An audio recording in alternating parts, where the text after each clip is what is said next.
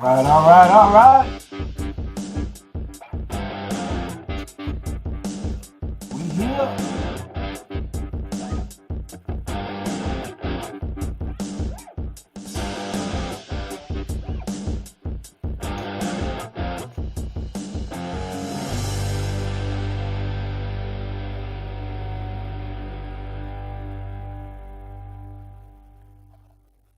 All right. We'll turn this down just a little bit. Oh, yeah. I'm hoping that's a good volume sound. I hope that's a good volume sound. Bring down just a little bit more. Hold on. That should be cool. Welcome in. Welcome to the late midnight special. I am your host, Mr. Lied to_too long. It is my pleasure to be here. It's actually the kickoff for right now. It's the kickoff. So if you are singing this live or the recording when it comes on later, understand that you have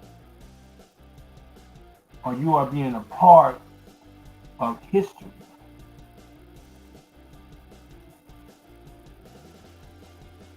Because this is going to blow up.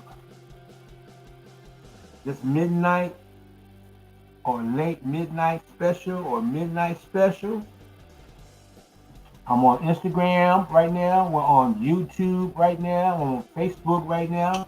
Unfortunately, Instagram, you're going to get cut off within an hour. But I don't know how far down the road I will be when that hour comes. Normally, when I go live on StreamYard, I can do 2 hours easily. You know. So if that does happen and you're interested in what you're hearing, or you like what you're hearing, you can catch me, or you can switch over to or onto YouTube under Fourth Dimension Spiritual Travel, and that should pop up. Now,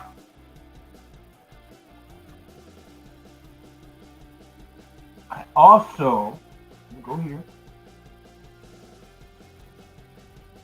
Have a couple of things here.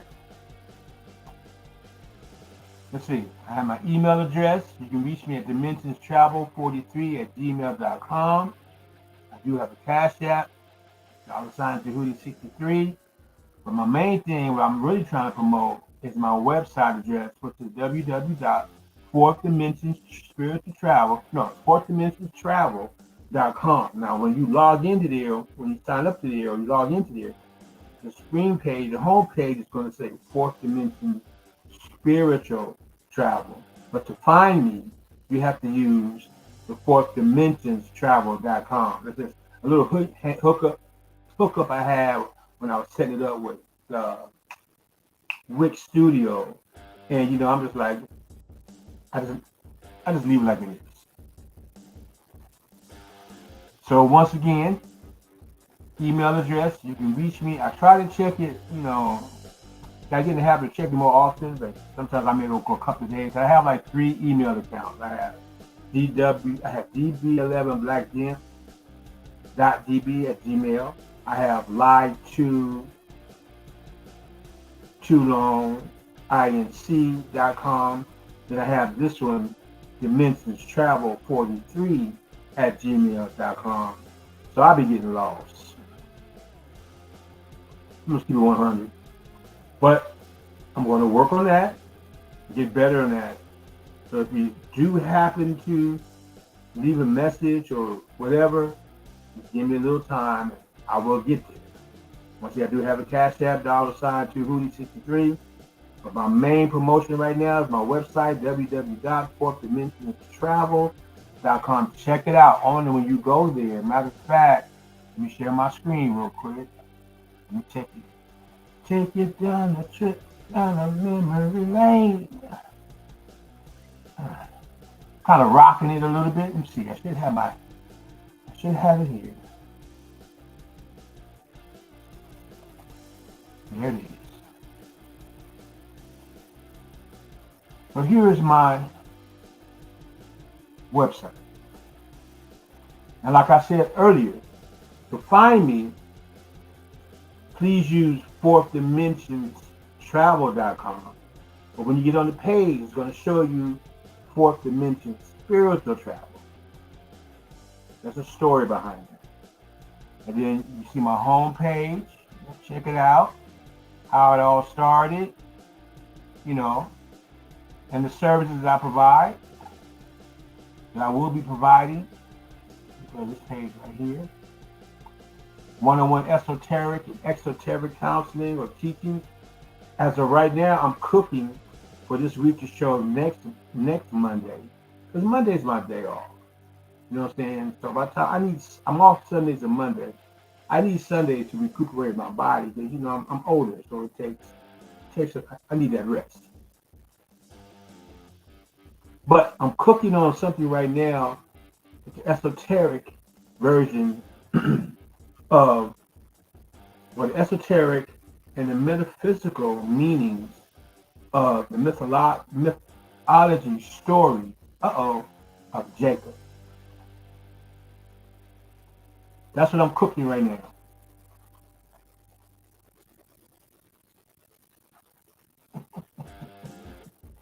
I hope to have that together by Monday. That's the goal. So I'm looking up some stuff. I also do alcohol and substance abuse counseling. I have counsel in that field, which we're going to talk about tonight. That's the thing we're going to talk about tonight, alcohol and substance abuse issues, recovery. Because that's my niche. I mean, when I was counseling back in Los Angeles, that was my strong point, and I brought it over here to Texas. And when I was working for Greenhouse Treatment Center in Arlington, Texas, at the Resolution Hotel, I was very useful in the services of teaching the 12 and 12 book study, and sometimes a big book, also a big book study, each class once a week. I did that for Resolution, at least 4 years. I've been in with 5 years. I've been with them for 6. So that's my niche. I love talking about it. And it's been a while. I haven't, I've kind of evolved to where I don't do as many 12-step meetings like I used to. But I will say that 12 steps program, 12-step meetings, in my early recovery back in 2007, I've been sober almost 17 years now. So when my sobriety date is July 12th, 2007, and I'm going to tell you, the first 2 years, I was hardcore 12-step program after leaving the Christian faith. And we're going to talk about that today. We're going to be dealing with chapter 2 in the big book of Alcoholics Anonymous, which is titled We Agnostics. So I don't want to get going there. Then I also do Astro Oracle card readings and counseling. Free there, $35 for an hour. The other one, let's go back to now hold on. I had different levels. Got a 30-minute one, maybe, Astro Oracle card reading, $10. You know what I'm saying? You spend that at McDonald's. You know what I'm saying? 1 hour will go about 35. It kind of tripled. But, hey. And then I also have an hour and a half. That will be hitting for $50. But once again, just like today, you see the clips right there, the full clips. We witnessed that. Some of us witnessed that today. I know I did. So I saw that with my own eyes today, and it was awesome. So, astrology plays a major role in our lives, especially in your religion. So I have my contact, get in touch, information. I have my 2 logos. Now that second logo with the airplane came first because at that time I was a travel agent and I got no support. None. You know what I'm saying? I'm a little bitter. I'm a little bitter. You know, hearing people, yeah, I'm gonna do that, I'm gonna do that, and I understand, we trying to survive. Uh, then certain people, I be seeing them putting stuff on Facebook, maybe in a whole different country and everything. I'm like, damn, I want to eat too. But it's all good. It's all good. So then, by that time, I got involved in my spiritual entrepreneurship doing right now, and I realized I could still use the same title. I just put the spiritual side in it. That's why when I made the website, it was kind of like basically for fourth dimensions travel only, and then I evolved and created this. And I know it's going to take time to build. So, yeah. So that's what I'm cooking. That's what I'm cooking. It's my website. You come out of here. We'll give you how it all started. Quite interesting. My story. And like I said before, the contact page. But my homepage is nice. Be guided. Basically, it says, are you tired of feeling trapped in a traditional religious dogmatic mindset? Have you struggled to find your true identity and purpose amidst the expectations and limitations imposed by your religious upbringing? If so, if that be the case, you've come to the right place. Fourth dimension spiritual travel can or is your guide to your spiritual freedom. And I think back in November, I forgot what it is. I did host a webinar titled Traveling Freely in Your Spiritual Journey, something like that. And yeah, it was all right.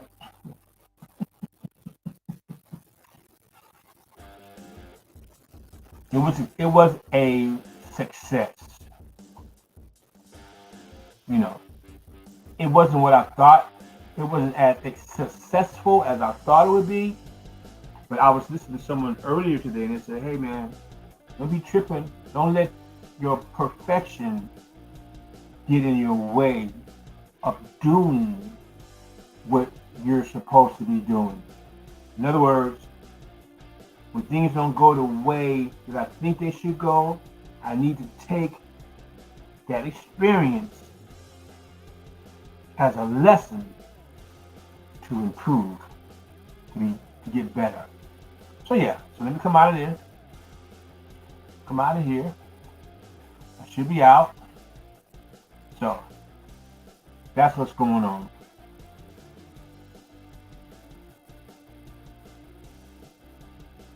That's what's going on.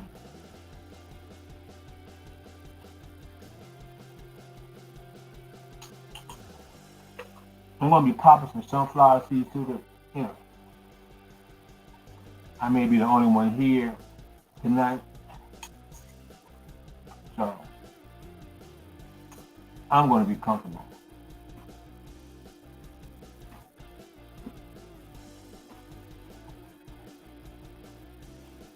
All right. Let's get down to it.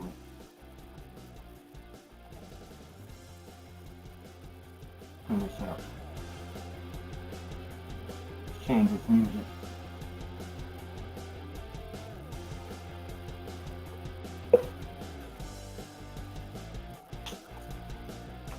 Change this. Oh yeah. Let's go.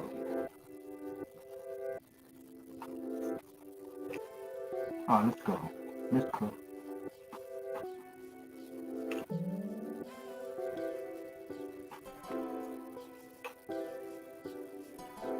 Let's go.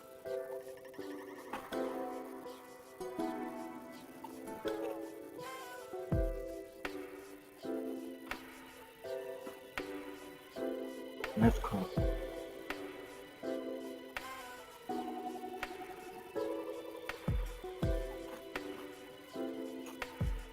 All right.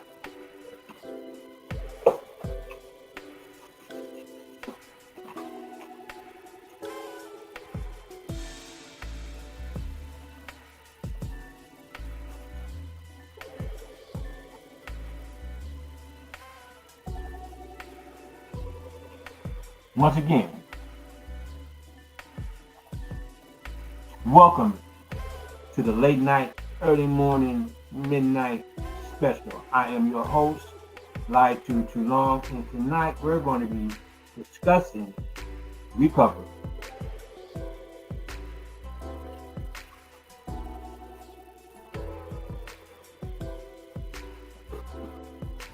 Oh, I'm done. Hold on, I'm done. Some water.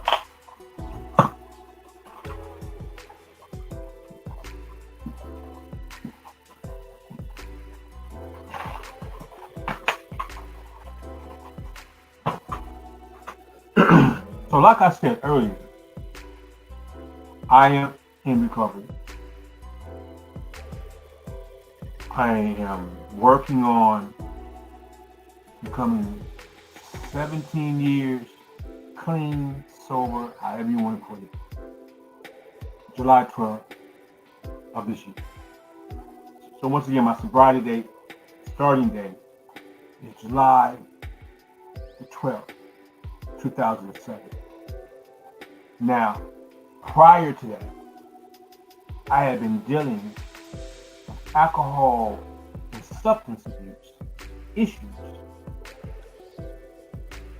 ever since I came out of the military in 1984. Now, from 1981 to 1984, while I was in the military, I did all my service time in another country. That's the only reason why I joined the military, because, of course, I got handpicked from a recruiter on the high school campus that put their recruiting spill on me.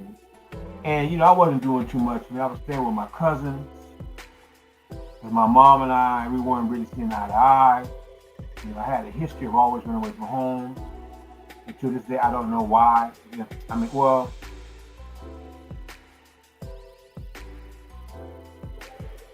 There wasn't really I wasn't lacking anything with my mother or staying with my mother.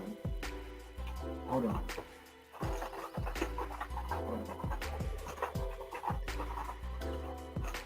I gotta find me some,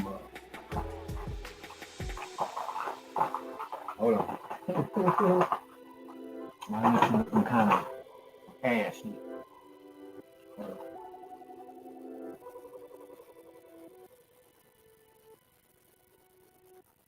Says that you purple lips, because I used to smoke cigarettes. Matter of fact, I just received a year from being cigarette free. But anyway, so I had issues staying with my mother, single parent, and I just thought she was just too strict. So I was never afraid not to come home. And sometimes I wouldn't come home for days. So anyway, she got tired of that bull crap. And I needed a break. So my cousin, she had 3 daughters and a son, and her son, my cousin, we kind of grew up like brothers. So I went to stay with them a little while, finished high school for 2 years. And then from high school, I went back home to my mom for about 5-6 weeks. Not that long. I don't need that long. Maybe 2 to 3 weeks. And then from there, I left and went to the military. Let me bring this down. It sounds like it's loud. So, joining the military, going through basic training.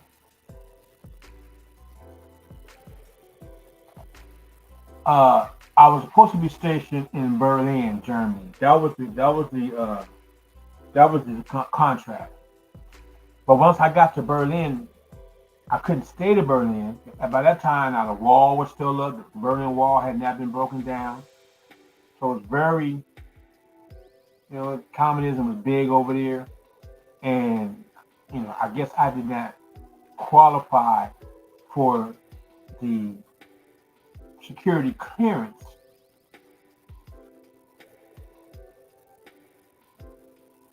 aspects. So once I got to Berlin, you know, they had to send me back to Frankfurt. So I went back to Frankfurt uh, on train. That was a trip. Just like I'm on the train, I got my military uniform on, and then we would go on the train and stop at certain uh, train depots. Sometimes I could see Germany's military soldiers doing their patrol watch, or I forgot what we used to call that. Anyway, I get back to Frankfurt. I had an option. I spoke to one of the officers out there and said, hey, look, we breached on our contract. We can give you a general discharge and send you back home, or we can send you to another station, military station. So my thing was like, man, I don't want to go back home because, you know, I don't want to go back home. Plus, I did 13 weeks of basic training and job training. I want to get my money's worth. So they did. They sent me to a place in Hamburg, Germany, which was a hole in the wall.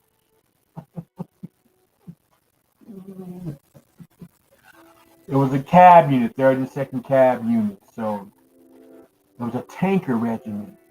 And my job was field artillery, so they had to have a supportive team with field artillery called Halberd. So I was over there. I did 3 years over there. So I was in Germany for 3 years, and I'm gonna keep on 100. I had a ball. But in that process of dealing with emotions, of proving myself with other young men who were trying to prove themselves, and then missing home, and hanging out with girls, and learning how to have sex and all that stuff, alcohol became my best friend. A little bit of hash. Hash was big over there. It wasn't, they weren't doing marijuana. It was hard to get marijuana that way. If you claim a whole cross of marijuana, that was like a Christmas gift. But a lot of hash, and I would go back and forth. Because sometimes I'll be soldiering, and when you start slipping, you got to tighten up. So let me put the hash down. I was able to put the hash down. I was able to back up with alcohol a little bit, or control the alcohol, get back on point, get my promotions, and then go through that cycle again. And then when it came time to re-enlist, I was supposed to, my first lieutenant wanted me to participate in it's called an RTEC, some type of fake military exercise, as if it was wartime, because I did good the year before, which I was able to get some type of Army Achievement Medal. The first lieutenant at that time, he hooked me up, so he pulled me in. I was like 4 weeks, I was about to pull out of here. And so he kind of pressured me like, hey, look, man, I need you to show up for this exercise for the unit, you know what I'm saying? Because I did hook you up with with the Army Achievement Medal and stuff like that, man. I know I'm just going on. Anyway, so I had told him yes in his face, but then when I left his office, I went across the hall, spoke to I forgot what we called them, but they were in charge of, orders. So I made a deal with him. Hey, I'll give you a case of beer, $2. I need to pull my orders out, which they did. I pulled my orders out, gave it to the first lieutenant, and he was hot. They used to call me Sneaky Brown because at that time when he was messing with me, one of the staff sergeants, chief safety staff sergeant, heard me talking to him and was clowning me about, man, you let the lieutenant punk you out like that and make you go, he was talking smack. So I'm quiet, I'm like, yeah, whatever, man. So I go over to other office to get my orders pulled early. They drop it on his desk. I'm free and clear. So while they out in the field, I'm chilling. Now, here's the issue, though. So what the lieutenant did, he sent another officer you know, they had me drug tested. And I'm chilling, right? Then I had some hash in my system, and they popped me. I had been there for 3 years and never got popped. So they popped me, and that kept me from re-enlisting. I had to come out. They said, we're going to give you honorable discharge. We're not, because I was a good soldier. I was likable. I've always been likable. But, so we're going to give you honorable discharge, but you're going home. So I'm like, okay, cool. F it. So I did that. Get back home. Now, this time I go back to my mom. She lives in Pasadena, California. And then Pasadena was in the midst of the war on drugs with the crack cocaine and all that everything. So, all that stuff came up. So, anyway, the bottom line is, this is 1984, by 2007, I hit rock bottom. So, I'm not going to get too far into that. But anyway, to come out of that, by 2007, now before 2007, from 1996 was my first time. Well, 1993 was the first drug treatment program I went to. By 1996, I went to a Christian rehabilitation program called Los Angeles Mission, which was a year program. I did good there. And I always had these talents of singing, choir directing, praise and worship. That's why I got you introduced to praise and worship, and I grew and I blew up on that, And so churches, were, the LA Mission was like a Christian discipleship boot camp. All we did was talk scripture and do church in certain communities. That's all we did in the heart of Skid Row, Los Angeles. So I'm living in a $40 million structure for the LA Mission, and I'm finding favor with some chaplains. There were some major chaplains that helped me. As a matter of fact, I was speaking to a chaplain today on Facebook. He was telling me he sent me a message, and I didn't hear him back. I thought I did, but I kind of responded back to him today. He was at the tail end when I was on my way out of the LA Mission, but I had some major chaplains. Chaplain Jerry Butler, VIP, Vibrating Power, Rest in Peace, Rest in Power, whatever. White guy, he helped me out because by that time I had got caught up with a domestic violence case, and I had to take classes. I was going to do some jail time. I was blessed that chaplain, who was my overseer, but he was my counselor, and he had a PhD, so he was able to give me psychiatric help, which the course liked, freed me from that. Then I had a chaplain, Cedric Henson. He was like the cool, he was like the C on cool. He was a pastor. But his thing was, he was always give you that, he would always say scripture, but then he always let you know that it goes deeper than that. But because of the politics within the LA Mission, he knew how to navigate in that. So he would have his little Bible studies, weekly Bible studies. I would always make sure I attend. And then at the same time, when I was working, we had to work at LA Mission to keep ourselves busy. So I was in charge of the second floor, which was dealing with all the staff, all the administrative staff. So my job was to clean their offices and clean their bathrooms and stuff. So while I was doing that, I would go through Chaplain Henson's office, and we chop it up. At the end of the day, it's about 15, 20, 30 minutes. You know what I'm saying? And even he invited me to his house one time out in Long Beach. And I went to his house, and he was showing me his library, books. He had a whole wall of books. He said, Jason, we have to get into this. I'm not really, I'm like, okay, that was part of the journey, but yeah, he played a major role of where I'm at today. Even though I didn't even know I would be where I'm at today. And then there was also, all the chaplains were cool, but then also I had Chaplain William Mims, which allowed me to join his church, his praise team. I'm still in contact with him today, not as much as I used to. I see him on YouTube and services whenever I watch him. And,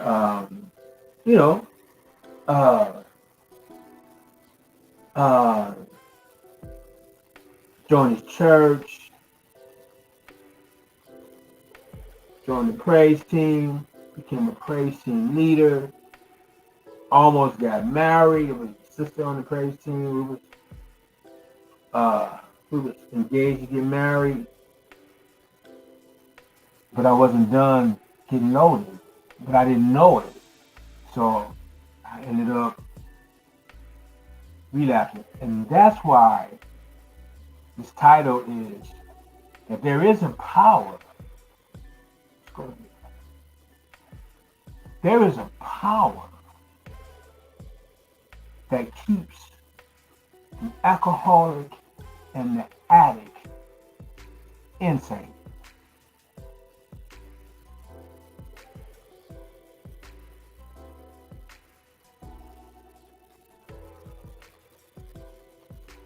That's why if you're dealing with this, if you're suffering from this dis-ease, or you have a friend, loved one, family member suffering from this ease, it helps to understand that they are being compelled by a power greater than themselves that keeps them doing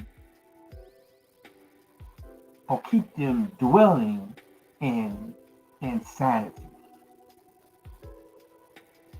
So with the LA Mission 1996, I ended up going back to my mom's house and going back and forth. I'm having these issues, you know what I'm saying? And then I also felt I had a calling to be a minister, became a minister, you know what I'm saying? My scales were unbalanced. And bro, every now and then they would balance out, and that's when my ministry and everything would jump off, and then, it could be cool at 11 o'clock. But by me to be balanced, from 11 to 1, you know what I'm saying? But after church service, sometimes, depending on how much money I had, you know what I mean, it become unbalanced. And then here we go. But my addiction protected me. I went through that from 2002 to 2007. In 2007 is when I had my major wake-up call. My major fall was to put me in a position to wake the fuck up. I'm sorry. My bad. To wake up. And I've been rolling ever since. So, what we're going to talk about tonight is that now at 17 years clean, and way before then, I understood, I would teach in other classes and stuff. There is, in step 2, let's go there. Because before I go there, share my screen. In 2007, after I went through what I went through to get my spiritual awakening, I went back to the church.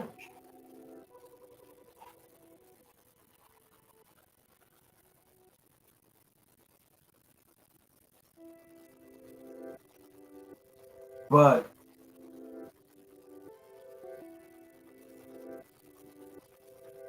I wasn't feeling it. I was having issues. I had no social life. Most people in my church, they were married. So like after church services, they had a place to go. Excuse me, a lot of times, sometimes I didn't, even though I was cool going home and just chilling, but sometimes I get lonely and get boring. Or then there was like, I may come across someone, a lady in the church, and the situations are not right. And, I'm a minister and everything, but I'm still getting caught up in fornication. This wasn't comfortable. I changed churches. Just, I was in fear that if I don't improve my social life, there's a good possibility I may relapse. So by the time I did 2 years in of being clean, by this time I'm working as a counselor for the Merlin Foundation in Los Angeles. And I had a client who had to, my clients that had to check in every week, and I had to ask them questions like, hey, are you doing meetings? Do you have a sponsor? So one particular client on my caseload who saw me come into this program, this job as a counselor. Well, he saw me coming to where I was working as a counselor. He saw me come in as a patient or a client at the facility, and God promoted me and involved me into where I ended up being a counselor. So he was a veteran, and the veterans there under their program, they could stay in this treatment program for 2 years, and the goal was save you some money, get you a job, and they would give you housing, Section 8 housing. That was the plan. So I was under that as well. And I was blessed to live there at the facility because it was a rehabilitation center. So there were bedrooms for staff and all that stuff. And I was able to counsel. So I'm on him. So he's having an issue. So he attacks me. So I'm asking him about, are you attending meetings? Are you going to, do you have a sponsor? So he kind of flared up and he said, do you have a sponsor? He's asking me, do you have a sponsor? Do you attend meetings? So I'm getting it, I'm still young in recovery. So I'm like, I still got some of that flesh jumping off of me. So I'm like hitting the back like, hey, we ain't talking about me. We talking about you. But after our conversation, of course it didn't go well. After our conversation, he leaves, and it affected me. I'm like, man, this brother's right, man, because I ain't done none of that. So what I did, I started that process. I knew I needed something, so I found a meeting out in Pasadena, California, the CA meeting called the 185. I went to 185. I liked what I heard, but I had been there before, but that was a long time ago because I had been fighting this recovery thing, this addiction thing, all during the 90s. And so I get to, by this time I get to 185, I'm on a different mindset. I've had a spiritual awakening, but I needed to build on it. So I ended up getting a sponsor. I ended up going through a 12-step process. And then from there, I went through a change. After a couple of years of that, I believe, I went through a change to where Christianity was no longer working for me. And I decided to go to church. I'm an associate minister, praise team, and worship leader. I'm going to school, I'm doing college, I'm working as a counselor. And it just felt like when I went to church, it was like going to work. I just wasn't feeling it anymore. So I stepped out, came out. I stepped down, I left the church.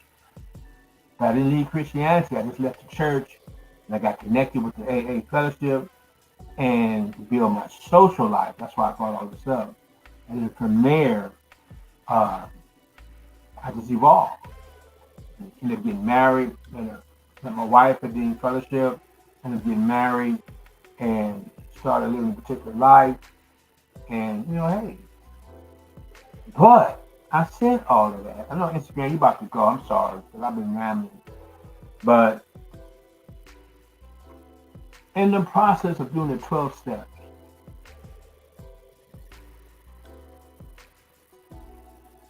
in that process, I'm going to read something. See, we go here. There's this chapter that they read in every meeting, AA meeting.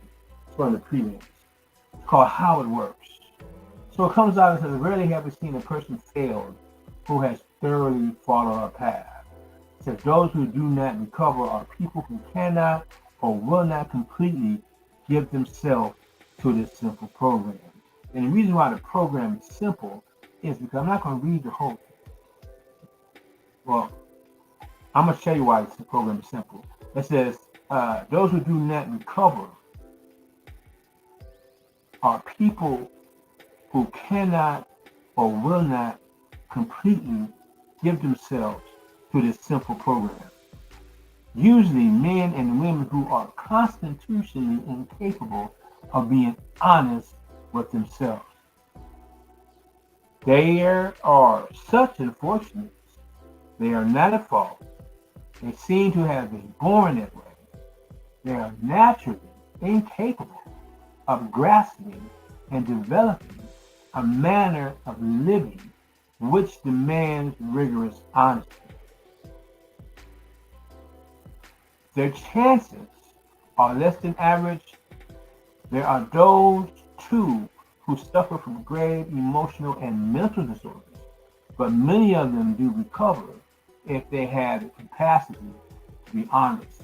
Before I go further with that, because remember we're talking about the subject tonight is of understanding that there is a power greater than ourselves that keeps the alcoholic and the addict in an insane mode. Let me find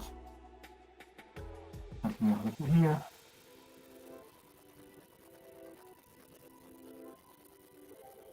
Yeah.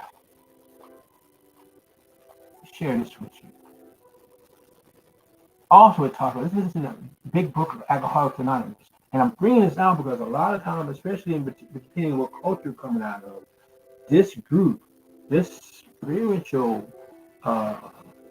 program is viewed by some people in the religious dogma or institution as this being 12 steps of a 12 steps program of being a cult in a negative way. And a lot of times, remember I told you I went to the Christian program, Los Angeles Mission here, but when I relapsed, I ended up going to another program in Skid Row called the New Rescue Mission. Same thing, same pattern. Matter of fact, I relapsed with that on 9/11. The Twin Towers went down on 9/11. My birthday was September 9th. I relapsed on September 9th. I partied till September 11th. I had to get back. It was my weekend. I was working. I had to get back to the mission, you know what I'm saying, from AWOL. So by the time I got back to the mission, I did not know. I was so high loaded, and I was, and slept so hard that I didn't know that the Twin Towers went down until September 12th. So anyway, but I'm saying this because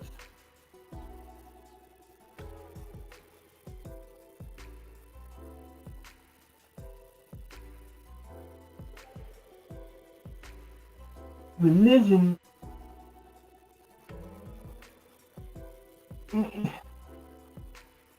it was like if you do anything outside of Christianity, for me, or it could be any other religions for someone else, or for me, Christianity.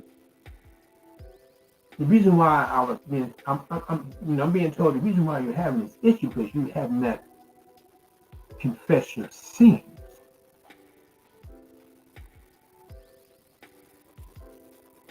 And it was like, man, you're not really understanding.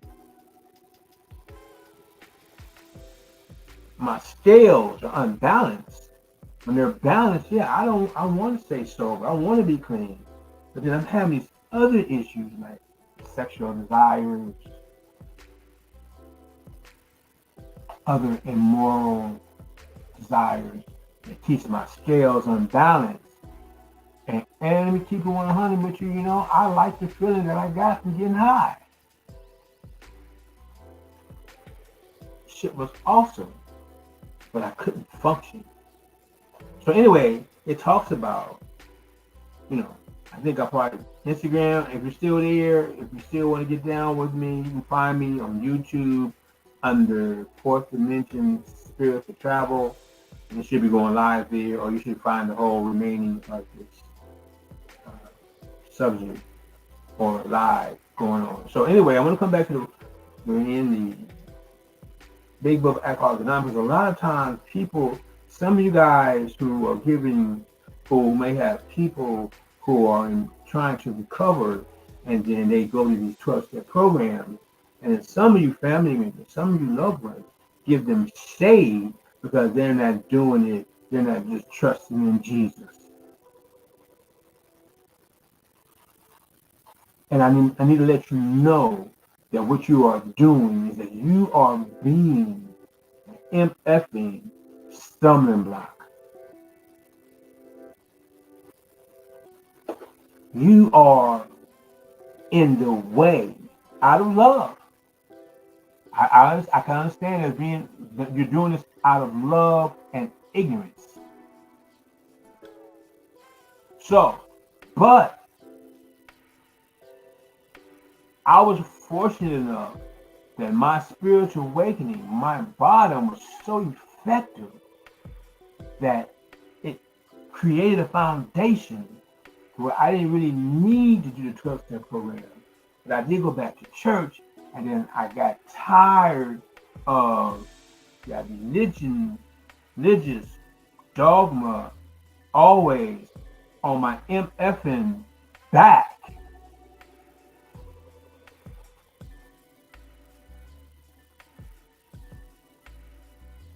So instead of relapsing, I changed the game. And then I got blessed. I came across, but I'm also into Kemetic philosophy, Kemetic science, or ancient Egypt teachings. That's a whole different show. I'll talk about that as well. But I'm into that now. But to get into that in 2013, I left the church in 2010. By 2013 or 14, I forgot, 2015, I came across, I had a friend, VIP, Vibrating Power, Mr. Cyril Dillon, who passed away, and he was struggling, but he had relapsed. He was struggling, and he was trapped in this church drama. He was staying with his mom too, who was an old school saint. And he was just struggling, and come to find out he ended up passing away. But before he passed away, before he transitioned, he gave me this DVD by Tariq Nasheed of Hidden Colors. He said, man, as he saw I was on this particular path, and I'm like, man, I'm not understanding. I'm having issues with the church. So, the Creator is putting me in a position of getting me ready to make a move. So when I looked at that DVD called Hidden Colors, if you haven't seen it, I recommend you check it out. And then from there, while I was going to college, there was a fish shack that I would go to every now and then. And we had this Muslim brother who was always selling DVDs. I bought some DVDs from him dealing with cultural stuff, black cultural stuff. He was more on the Islam tip. But, I'm open-minded. I'm listening. Because once I went through my spiritual awakening, in 2007, I became open-minded. And when I went into the 12-step fellowship, I learned to be open-minded, to be more open-minded, to be honest. It talks about the three indispensable attributes you need to have. Number one, honesty. Number two, being open-minded. And number three, being willing. So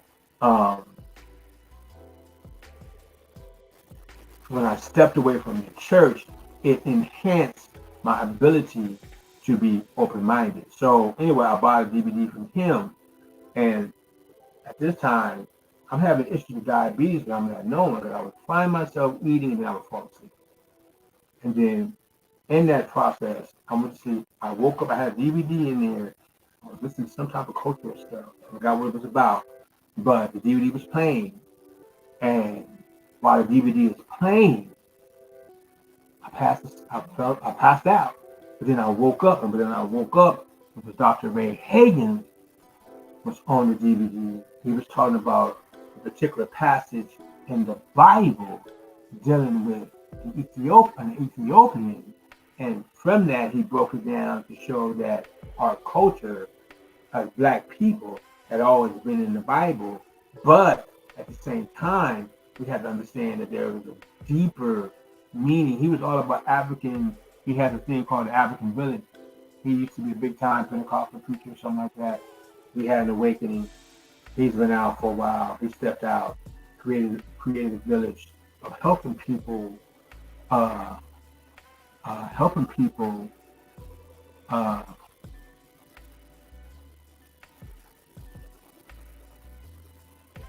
deconstruct from religious dogma. And what I'm going to do, let's see if I can find him real quick and read his objective, which I have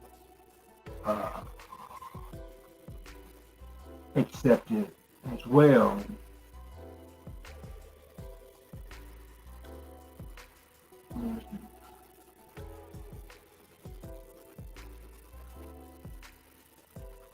There it is. His objective, which he says every Sunday, it comes on every Sunday on YouTube, every Sunday morning. So his objective is, the aim is to begin the process of undoing or reversing ideas and concepts that have been programmed into the minds of our people by religious statements and church doctrines that have caused them to adopt a belief system that has resulted in their loss of contact with what is real, factual, historical, and spiritual. That's Dr. Ray Hagan. So when I came across him in 2014, I was working 2 jobs. I was working for a Maryland Recovery Center, and then I was also with the Palmer Treatment Center in Los Angeles at night. At that time, I was working 40 hours a week. 80 hours a week, or something like that. So at nighttime, I said, yep, all I did was download information from him. But anyway, I don't want to get too far into that, but to get back on point, it talks about, I'm going to read from the book, the big book, Alcoholics Anonymous, from the forward to the first edition, because this book, it said this is the forward as it appears in the printing of the first edition in 1939. So, and I think it's when Bill Wilson and Dr. Bob kind of start things off, came together in 1935. And then 4 years later, this book starts coming out. And it says, we of Alcoholics Anonymous are more than 100 men and women who have recovered from a seemingly hopeless state of mind and body. To show other alcoholics or addicts, because it's the same thing. Because you may hear somebody might catch this video and say, well, I'm not an alcoholic. You may be having issues and say, oh, I'm not an alcoholic. My issue is this, my issue is that. It doesn't matter. Alcoholics, addiction, are hand in hand, same thing. When I was working in the greenhouse, I would always trip off the patients, the clients, who were like, well, yeah, alcohol is my problem, but I didn't smoke no crack. But them doesn't make stupid. It's still the same thing. Get off your high horse.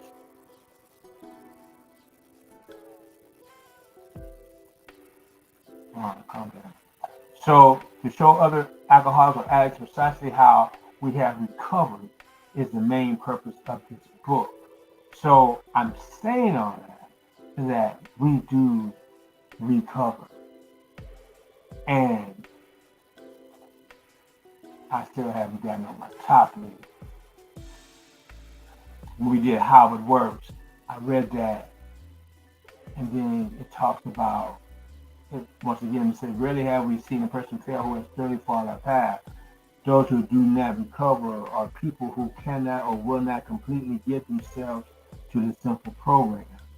And so, in that same chapter, that simple program, that's what they call the 12 steps process, which, if my understanding, started with Alcoholics Anonymous, and now the 12-step process in every major unbalanced, immoral situation that if we have a gambling problem, 12 steps Alcoholics Anonymous, 12-step process. We have an eating problem, 12 steps. They use a 12-step process.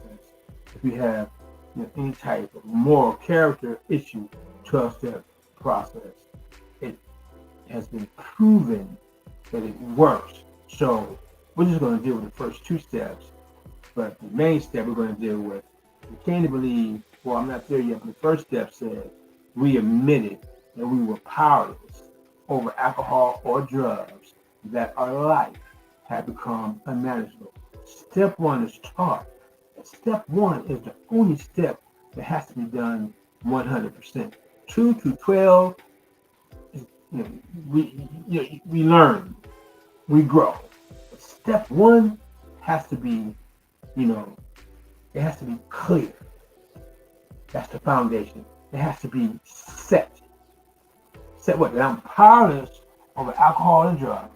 That means I have no control once I start using and drinking, and I have no control when I start drinking and using. I don't care how much Jesus you put on me. I don't care how much Allah you put on me. I don't care how much Buddha you put on me. I don't care how much shame you put on me. God dang it. I'm dealing with the power that's strong in me. And step two comes out and says, we came to believe that a power, you see, it's capitalized. We're talking about a deity greater than ourselves could restore us to sanity. And as time went on and as I got more sober, it hit me one day that, the reason why is if there's a power that can restore us to sanity, you have to understand that there is a power that keeps us in insanity when it comes to dealing with this.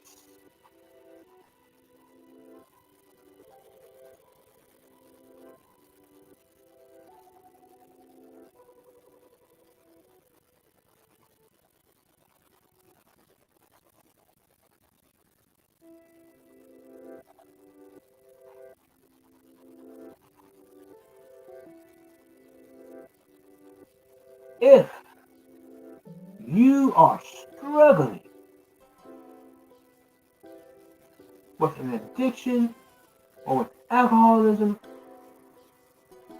try to wrap around your brain that you're going to need a spiritual awakening to break the chain. It talks about, now I can use the Bible to talk about that the anointing of Christ breaks the yoke, something like that. Before I could even see that, I had to go back to step one and to solidify or to understand that I'm powerless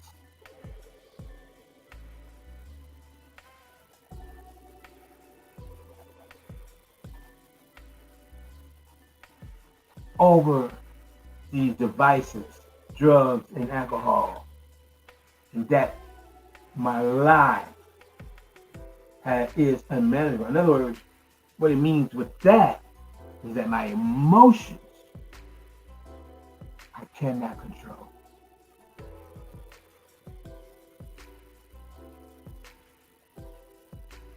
My life is unmanageable because I cannot put a finger and control my emotions. And the only way that can be done is through a spiritual experience.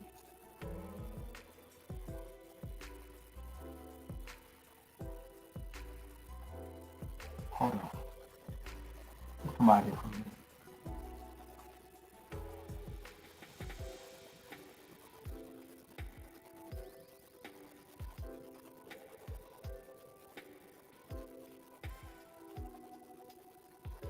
Because if you want to continue streaming on Instagram, you can't remove this destination from the stream and re-add it.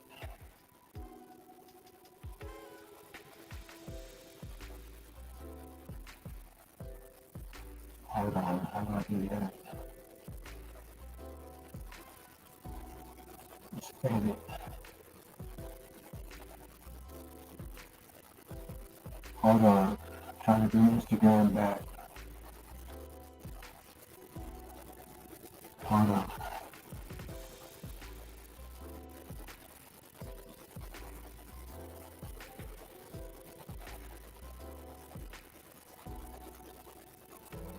Alright. Hold on, I'm trying to get Instagram back. To download the video, view this in your archive. Okay. Discard live video. Hold on. Trying to bring Instagram back for another hour. Hold on. Okay, got that there. I need to come back to Instagram. Real live.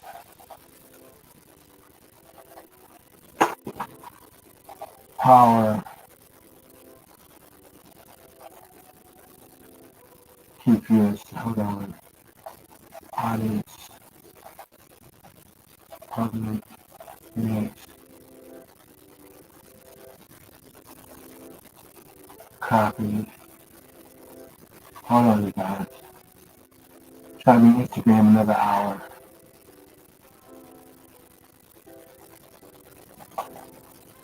Paste.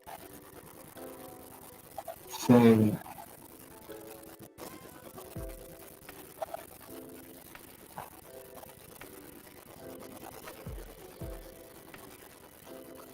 Paste.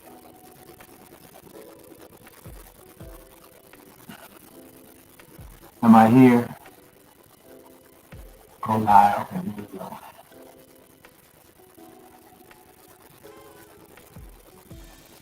I think I'm here.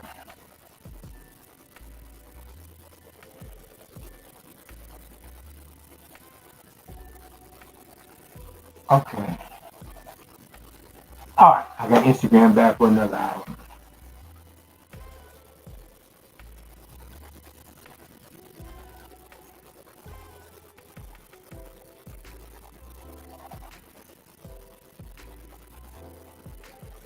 All right. I'm checking to see if I had anybody in the chat. No one's here. Cool. There's always going to be recording. And I've been dealing with this long enough to understand it's going to take a minute to grow. It's going to grow. It's going to grow. So,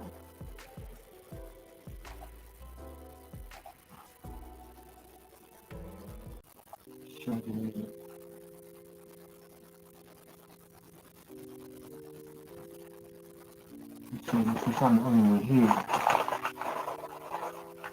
I can take my time.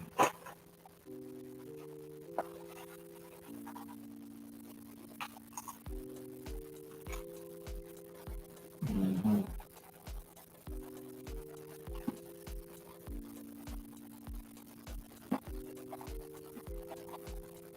So we're talking about a power that can keep the alcoholic and the addict insane.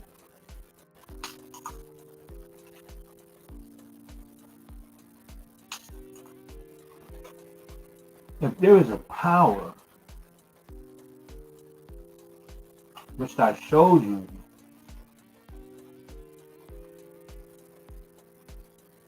in the big book of Alcoholics Anonymous, and the 12 steps, that word power is capitalized. So it's referring to the power being, if you will, God. Now, for the sake of sanity, one might have to get a better and clearer understanding of who and what God is to them. Not your mama, not your mama's God, or your daddies, or your brothers or your sisters, or whoever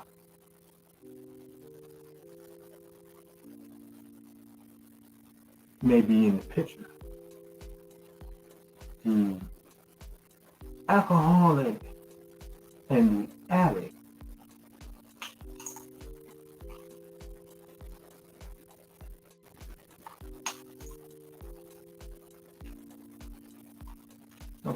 good, has to have its own spiritual awakening.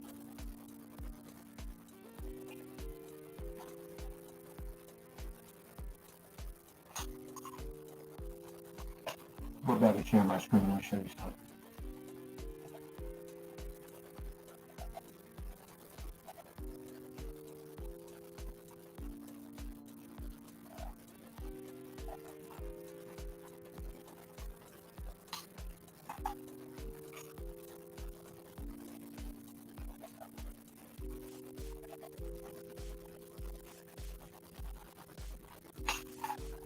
But you may have a family member or a loved one who's like saying, man, I need to catch a meeting. I need to learn how to find a life in this 12-step fellowship. Because even though, like any other institution, there's always some type of drama going on. You can't get away from that. That's everywhere.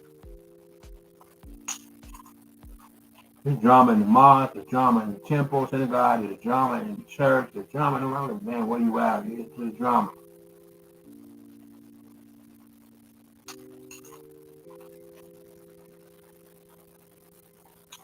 But one of the things that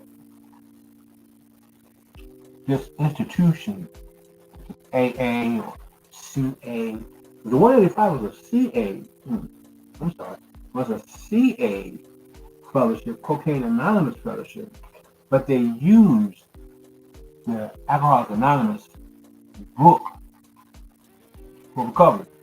NA uses, they're a little different, they're big out here in Texas. They use the NA basic text and for living clean and something else. And when I came from California, Texas, I was so programmed for CA. But the CA meetings out here were like, man, it was dry. So what's big out here is AA and NA.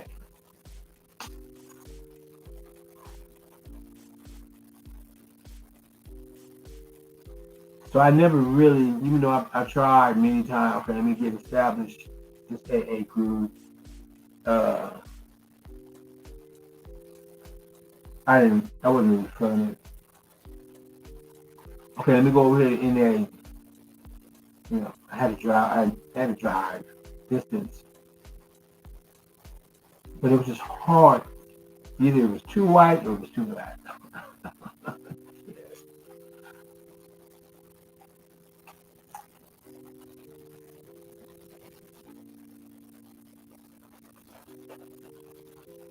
But by this time, it is my hermetic science that's holding me.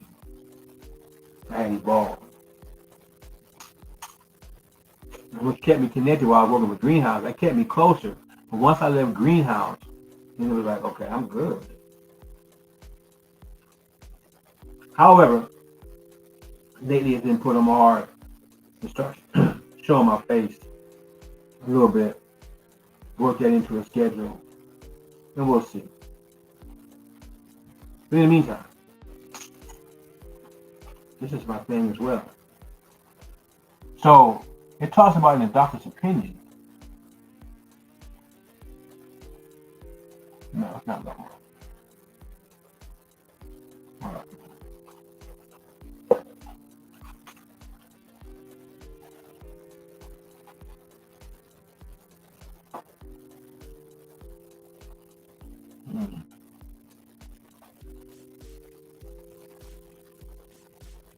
Let's see if I can find it.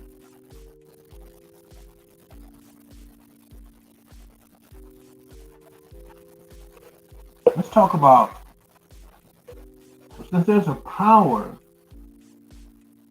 the part of the solution, there's a power in step 2 that says greater than ourselves that can restore us to sanity. So if there's a power that can restore us, then there's also a power that keeps us captivated in the insanity. So then we have to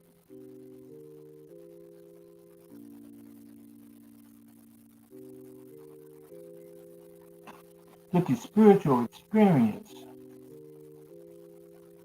in order. So we'll come back on here. We'll come back to that later. So we deal with chapter 4, We Agnostics. We Agnostics chapter 4 deals directly on step 2. Step 1 is chapter 3, 2, and 1 in the doctor's opinion. Doctor's opinion It says, we of Alcoholics Anonymous believe that the reader will be interested in the medical estimate of the plan of recovery described in the book.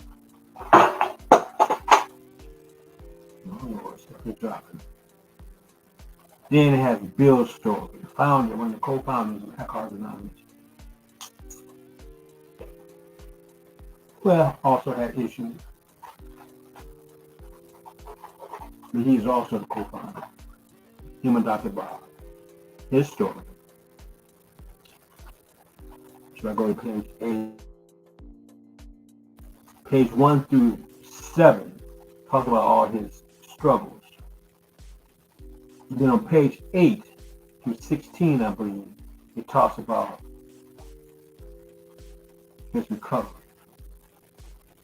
Let's see.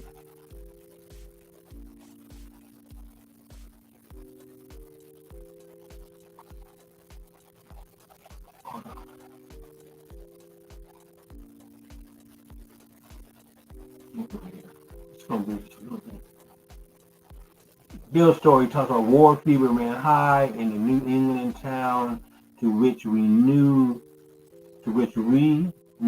young officers from Plattsburgh were assigned, and we were flattered when their first citizen took us to their homes, making us feel heroic.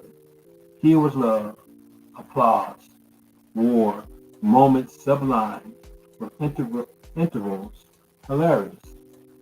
I was part of life at last, and in the midst of the excitement, I discovered liquor.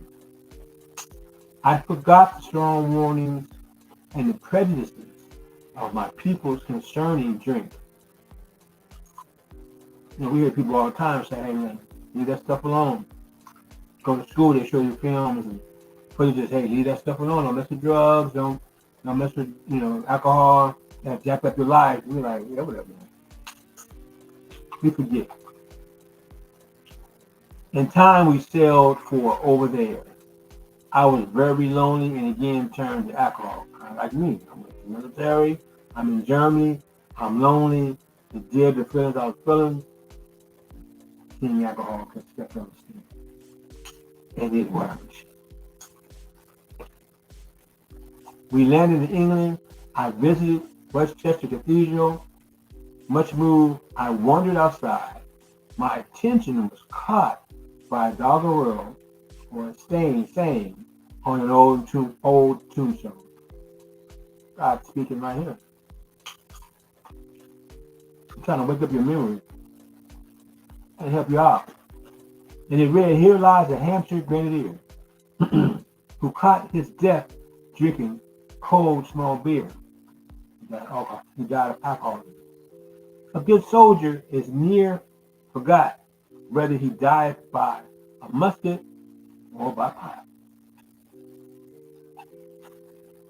He says himself, ominous warning which I failed to heed.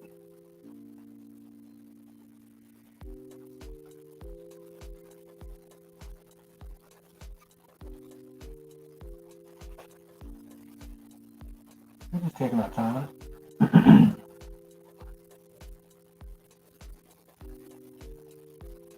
Then, 2 through 70, talking about, his ups and downs. His drinking got so bad here on page 5, he says, liquor ceased to be a luxury. Sure wasn't fun no more.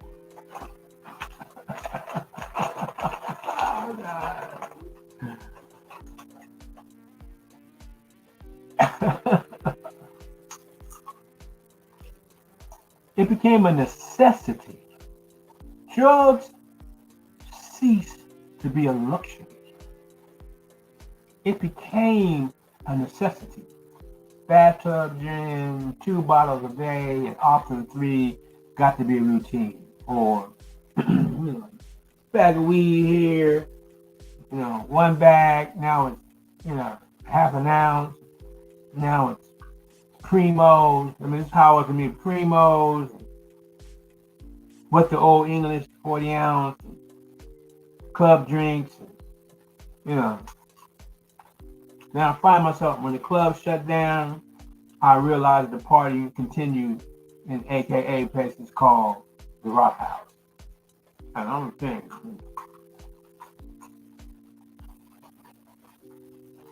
freaky things be going on in there. Who needs a club now, right? Who needs to go to the club and put the work in trying to find someone to go to sleep with? I just go to the Rock House right here.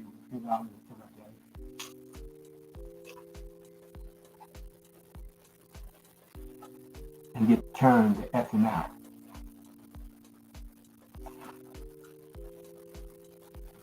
Sometimes a small deal would net a few $100s, and I would pay my bills at the bars and delicacies.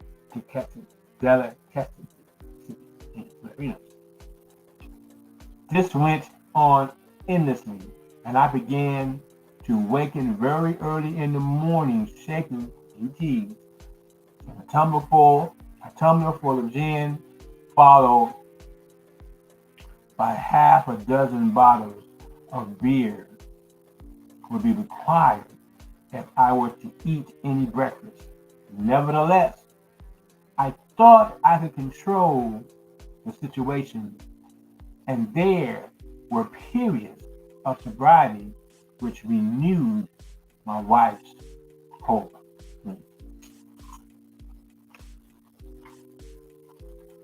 Like I said, there is a power greater than ourselves that keeps us insane.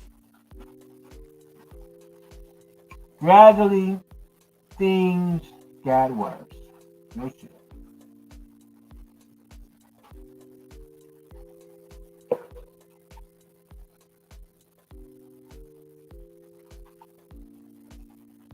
I woke up, this had to stop. I saw I could not take so much as one drink. Real soon. I was through forever. Before then, I had written lots of sweet promises, but my wife happily observed that this time I meant business, and so I did. See, we may have a loved one, you may be yourself who have said this. I've got to stop. I'm gonna stop. And I'm gonna go through the actions to help me stop. I'm for real.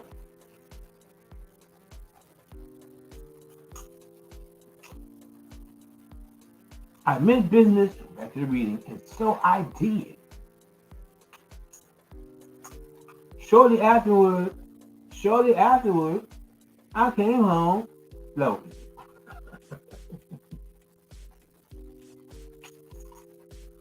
He said, there had been no fight. He just said, man, I got to stop. I'm going to stop. I'm serious. Then he comes to the next paragraph. Shortly, I came home loaded. There was no fight. Where had been my high resolve? I simply didn't know.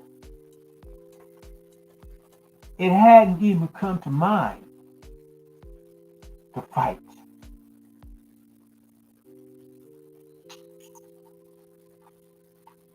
He said, someone had pushed a drink my way and I had taken it. Someone had pushed a drink my way and I had taken it. Was I crazy?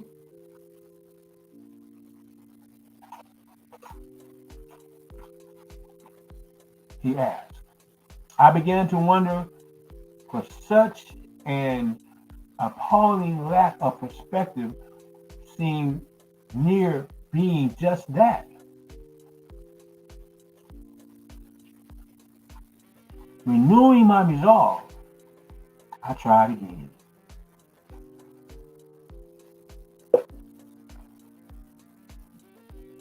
In other words, I got back on the damn saddle and tried it again. Some time passed and confidence began to replace my cocksureness. I could laugh at the gin mills, at the bars, at the rock house, at the trap house, whatever. Now I had what it takes. I've arrived.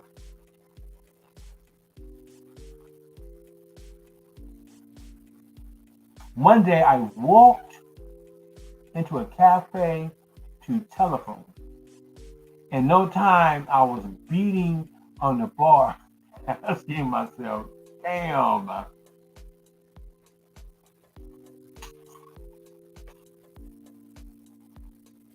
how it happened. This is good. As the risky rose to my head, I told myself I would manage better next time. But I might as well get good and drunk. And I did.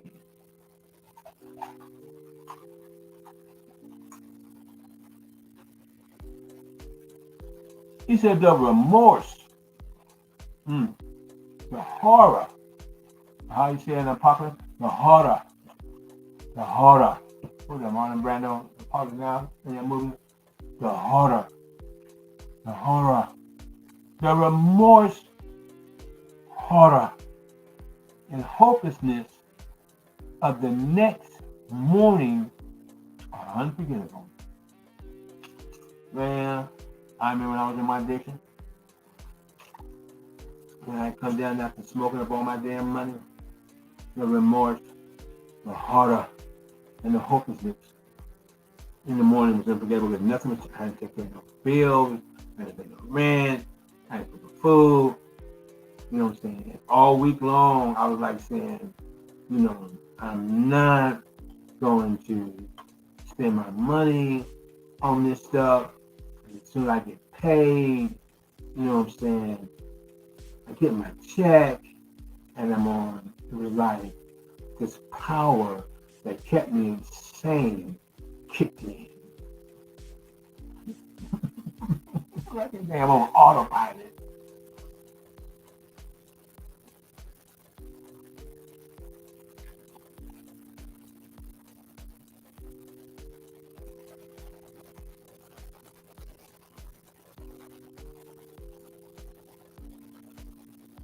The courage to do battle was not there.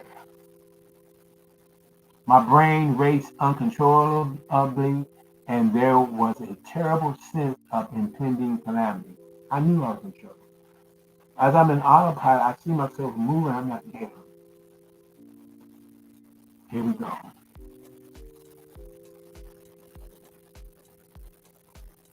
We're talking about a power greater than ourselves that keeps us insane.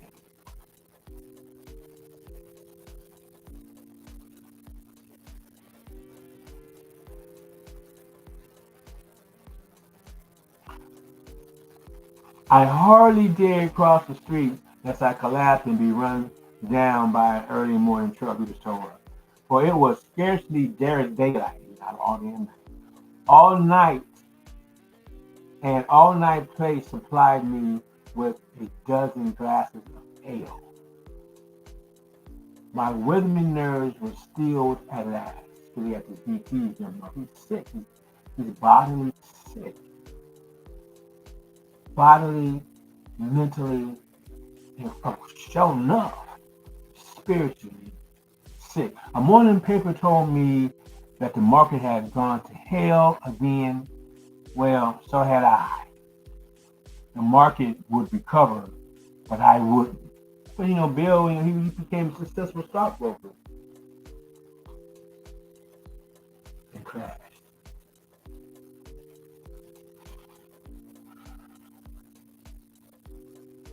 That was a hard thought. A hard thought that the market will recover. The stock market will recover, but I won't. Then the thought, here we go. Should I kill myself? No, not now. Then the mental fog settled down. Jen would fix that. So 2 bottles in oblivion. Here goes the sack again. Here goes the insanity again. And there was a time that I had a hair trigger 357. Once I sold the crack, I had to get rid of it. Because there were times the remorse and the horror and the hopelessness was so tough that I contemplated on playing Russian roulette. And I had a friend way back in the day, Mr. LJ, was playing Russian roulette at his house with some people, and he caught the bullet and he died. I remember that funeral.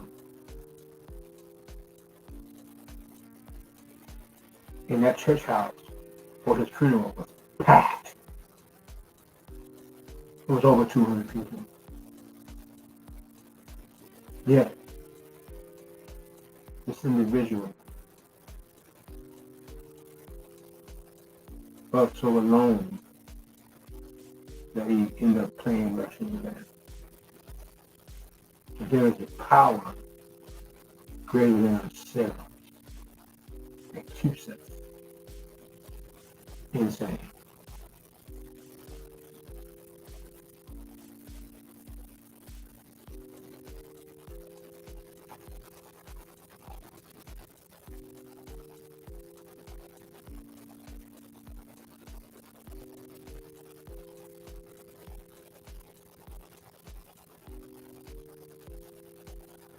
Page 8, he says, no words can tell of the loneliness and despair I found in that bitter morass of self-pity. It talks about in chapter 5 how it works. This is why if you have an individual that has stumbled, that the Creator has put them in a place to heal in these institutions, move out the way.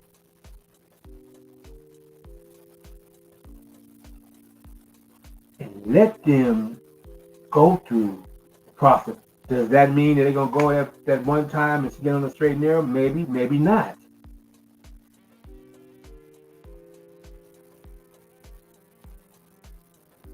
But we have to get out the way. And that's why I say let go and let God. That's hard to do sometimes because we have positioned ourselves to be God in their lives, and we become codependent. We become codependent. Can I use that in that area? Or we get to the point to where we call them a shot. And sometimes I'm gonna tell you something. You guys are maybe in recovery. You may be understanding this. You gotta understand. Sometimes you may have loved ones, no matter what they say. Loved ones and friends, no matter what they say, they're not going to want you to recover, because once you start recovering, you start regaining control. And they have gotten to a point that they have been controlling you or going walking through your disease, your dis-ease for 10, 20, 30, for decades. They have issues. They may have issues. They may have issues releasing their control back to you.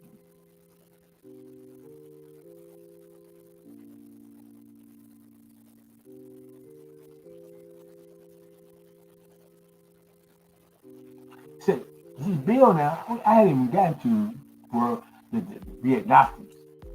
I may be here for 3 hours. I don't know. I'm trying to get this done, but no words can tell. This is Bill Wilson now. One of the co-founders of Alcoholics Anonymous. The first chopped up was him and Dr. Bob and 2 white cats back in the 1930s. So you know what I'm saying.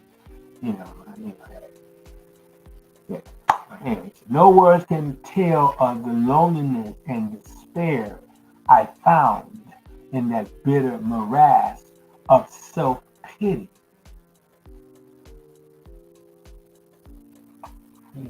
Come over here.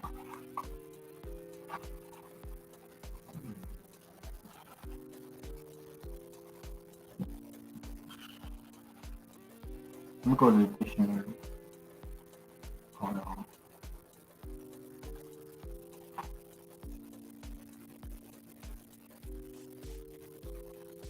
And that would be my Mm.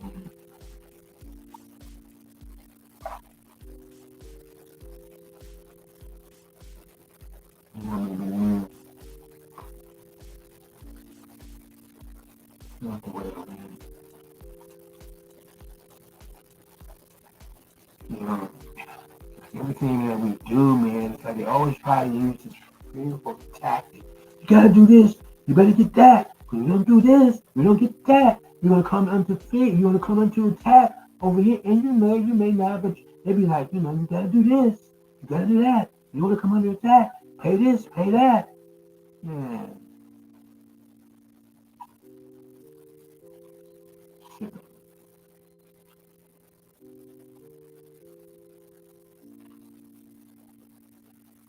When you dig deeper, you still got like 20 days left, and why are you sending me this message?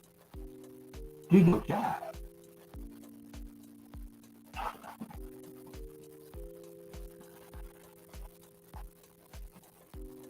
I mean, everything is like, man, morass. What does that mean? Definition for morass: a tract of low, soft, wet ground, a marsh or bog.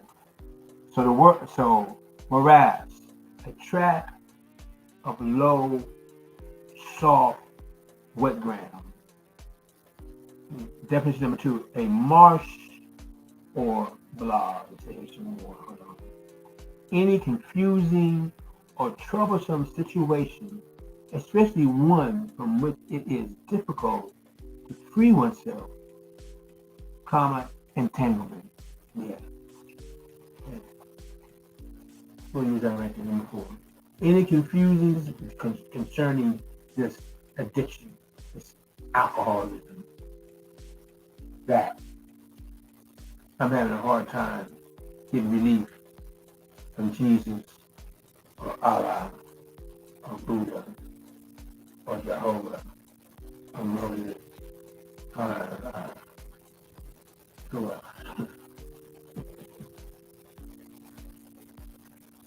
or Gandhi. I mean, mama, daddy, sister, brother. And the list is ad infinitum.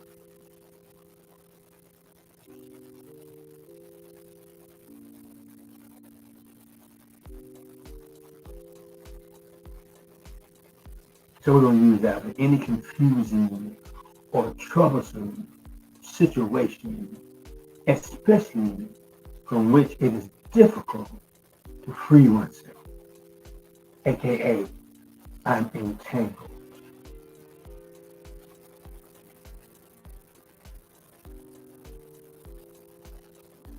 by a power greater than myself that keeps me in this vicious cycle, keeps me insane.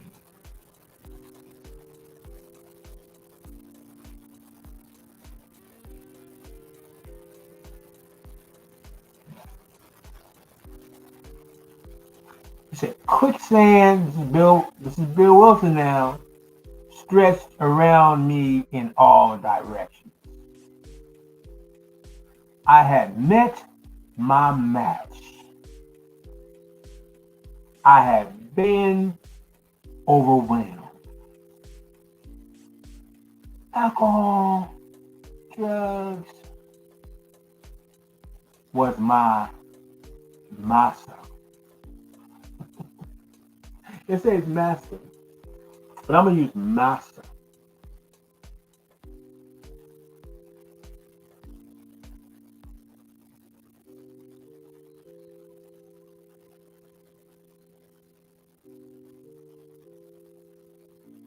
Check this out. Next paragraph. Trembling, I stepped from the hospital a broken man. I remember when I went to my mom's funeral in chains from being incarcerated in the Los Angeles County jail.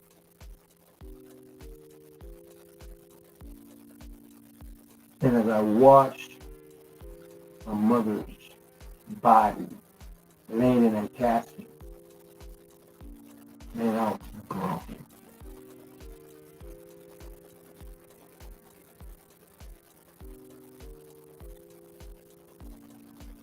Like a damn shotgun, I was.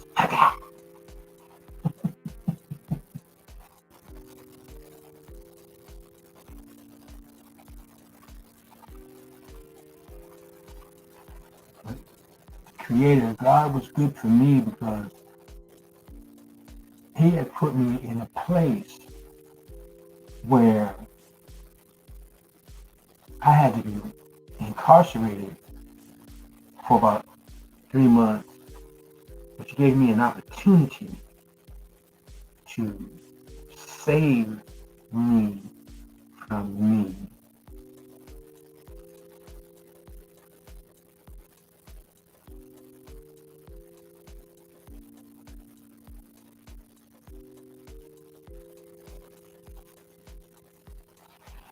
So it said, trembling, I stepped from the hospital, a broken man. Fear sobered me for a bit. Then came the insidious insanity, here we go, of the first drink, or the first hit, or the first pop, or the first you fill in the blank. And on Armistice Day, which I believe is just regular Veterans Day, you wrong, I don't feel like looking it up. He said, I was off again.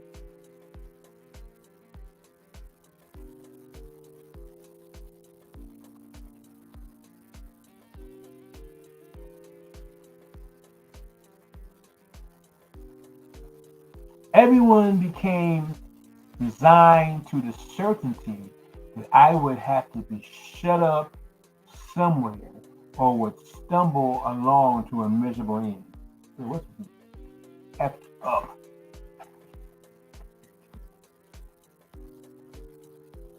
So I was getting effed up.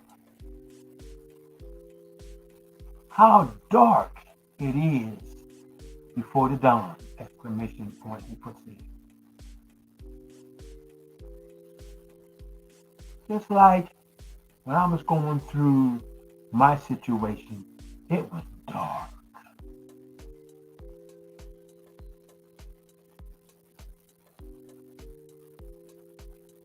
And no matter what we're going through, the darker it gets, the closer the dawn is coming. I'm sorry, again, the darker it gets in your life, try to remember that the dawn, D-A-W-N, is coming. There used to be a song where I give the praise sing the full of faith, which was a beautiful experience. We had a song called Hold On, Help Is on the Way.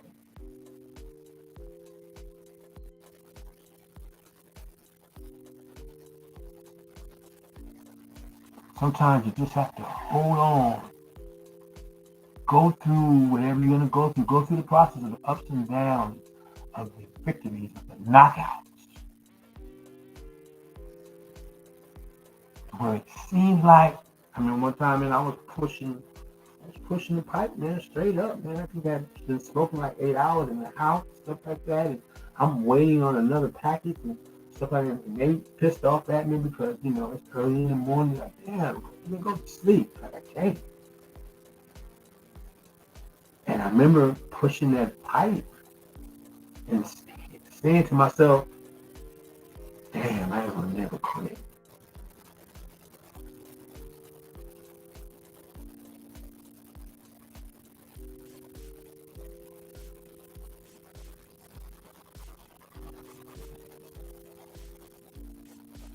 I don't know if there's anybody there watching. I'm gonna take a look in a minute. How dark it is before the dawn. In reality, that was the beginning of my last debacle. Go there, 1934, you use words that we don't use anymore.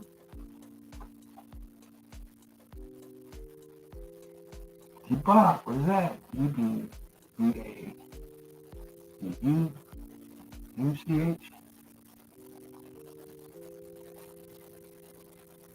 Oh, come on now.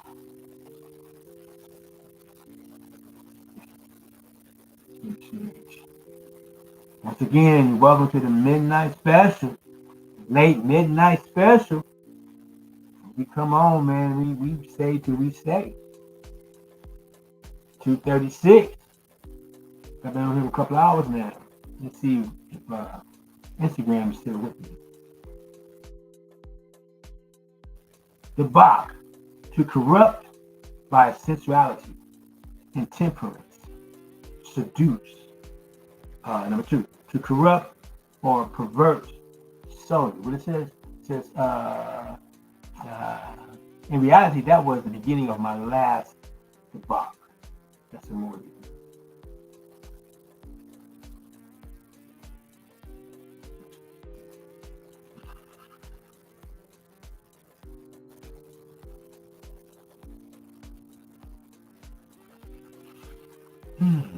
Number 3, to lead away as from allegiance of duty. There's another one, to indulge in debauchery. As a noun, a period of wanton, of sensual self-indulgence.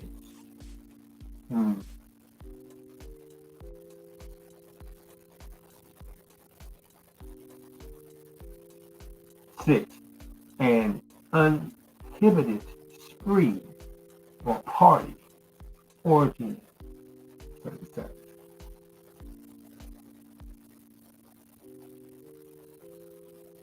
I mean, sensual self-indulgence.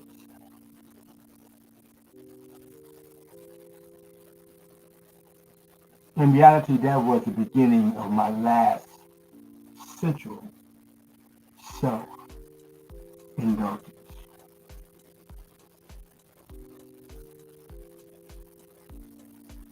Or an uninhibited spree. Bill Wilson said, I was soon to be catapulted into what I like to call, where I get my title from, the fourth dimension of existence. I was to know happiness, peace, and usefulness in a way of life that is incredibly more wonderful as time passes.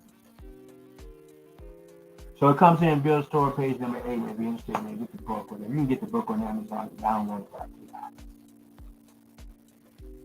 And you read the first 7 pages of Bill Wilson's dealing about his alcoholism. And in the last 8 pages, he's talking about his spiritual awakening and his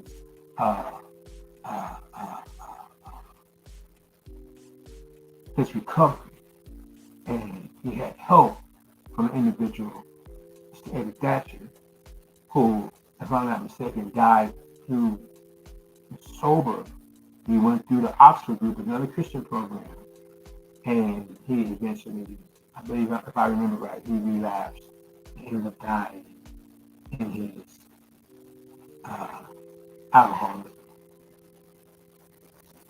And I'm trying to find this one section.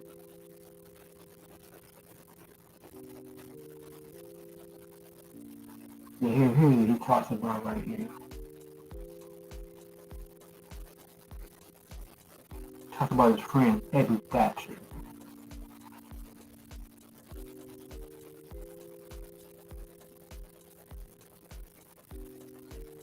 Now, here on page 8, he's talking about his last.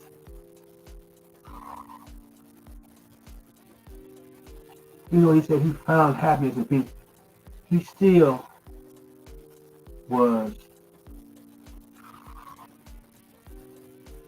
right. So I was to know happiness, peace, and usefulness in the way of life as incredibly more wonderful as time passes.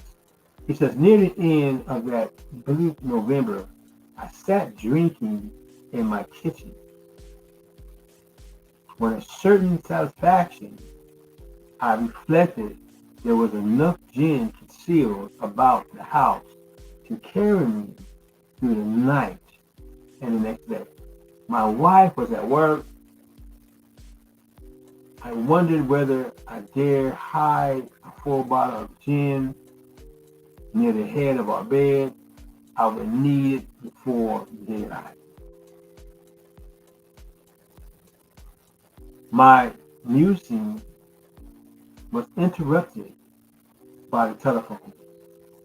The cheery voice of an old school friend asked if he might come over. He was sober. It was years since I could remember his coming to New York in that condition. He was drinking party. I was amazed. Rumor had it that he had been committed for alcoholic insanity. I wondered how he had escaped. Of course, he would have dinner and then I could drink openly with him. Unmindful of his welfare, I thought only of recapturing the spirit of other days. Because it talks about when we were a selfish, self-centered, and self-pity mode that we go through. Then he says, there was that time when we had chartered an airplane to complete a jag or a trip or whatever. And, or whatever. It was 1973.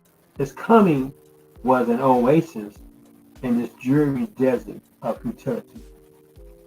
The very thing, an oasis. Drinkers are like that. The door opened and he stood there, fresh skinned and glowing. He looked like brand new money. There was something about his eyes that was clear, Bill. It was. He was inexplicably different. What had happened?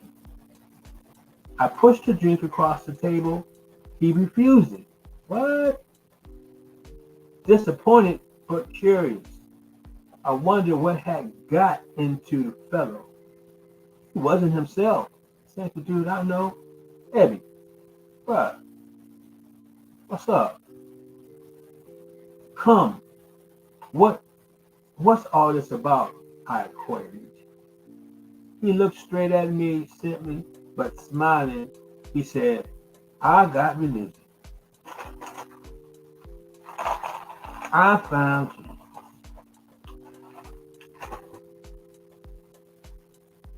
I was aghast. So that it was. Last summer, an alcoholic crap party. Never saw you.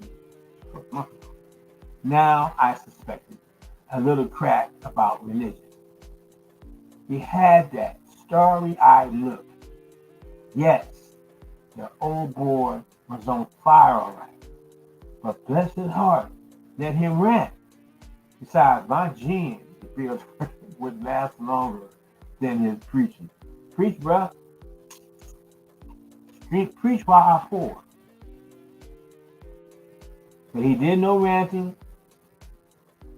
In a matter of fact way, he told how two men had appeared in court, persuading the judge to suspend his commitment. They had told him of a simple religious idea and a practical program of action. That was 2 months ago, and the results were self-evident. It worked.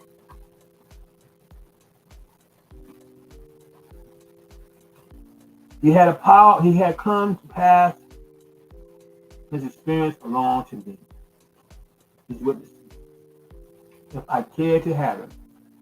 I was shocked, but interested. I'm sorry.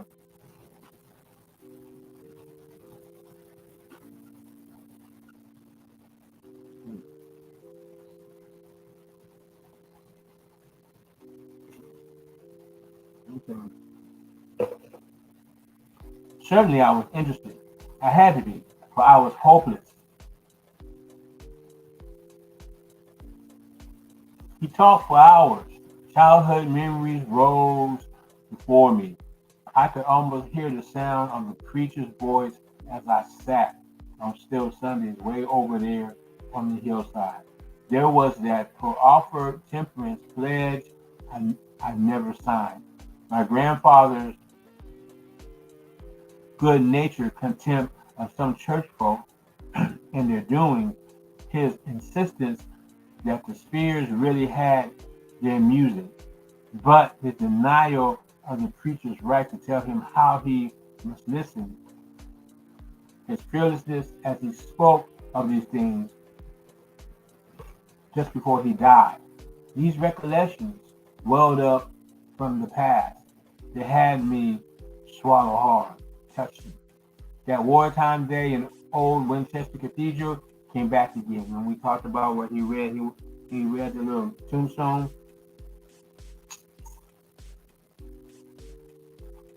The soldier that died of alcoholism. Uh, where he says an ominous warning he did not heed to. 20 years later, maybe, here we are, toe up and flow up. I had always believed in a power greater than myself. I had often pondered these things. I was not an atheist. Few people really are.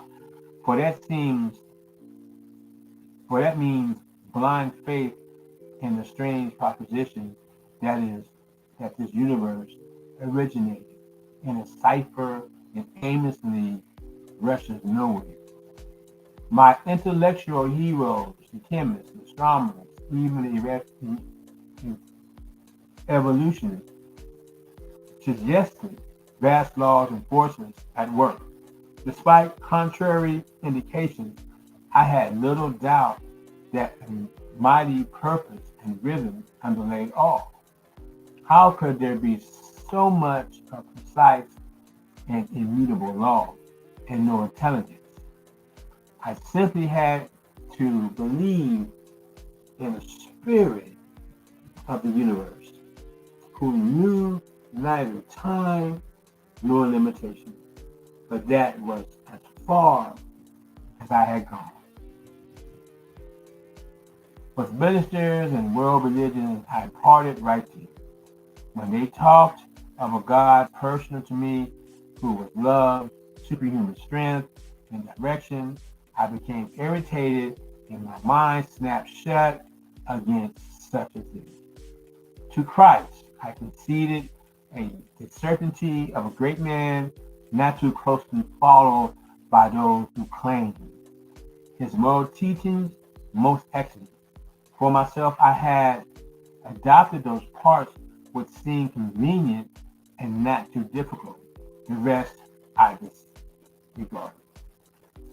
The wars which had been fought, the burnings and the chicanery that religious disputes had facilitated made me sick.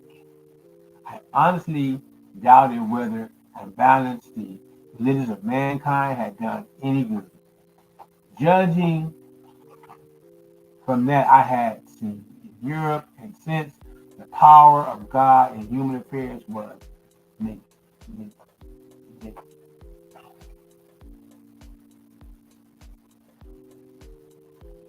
negligible. The brotherhood of man, a grim jest. If there was a devil, he seemed the boss universal, and he certainly had me. But my friend sat before me and he made the point blank declaration that God had done for him what he could not do for himself. His human will had failed. Doctors had pronounced him incurable. Society was about to lock him up. Like myself, he had admitted complete defeat. Then he had, in effect, been raised from the dead. Lazarus suddenly taken from the scrap heap to a level of life better than the best he had ever known. Had this power originated in him? Obviously, it had not. There had been no more power in him than there was in me at that minute. And this was none at all. That floored me. It began to look as though religious people were right after all. Here was something at work in a human heart which had done the impossible.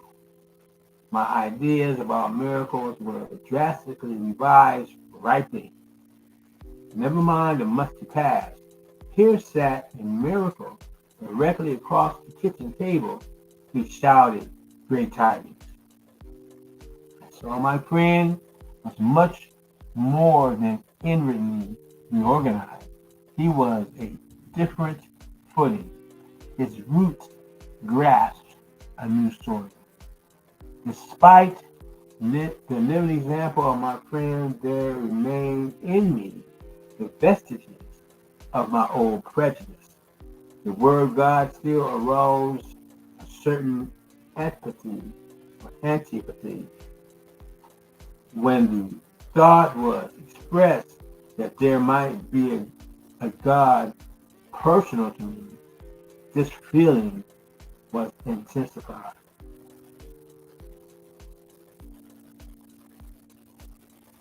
I remember in the 90s, because I knew I had an issue and I was seeking help. So when I went to my first CA meeting, I didn't know what to expect.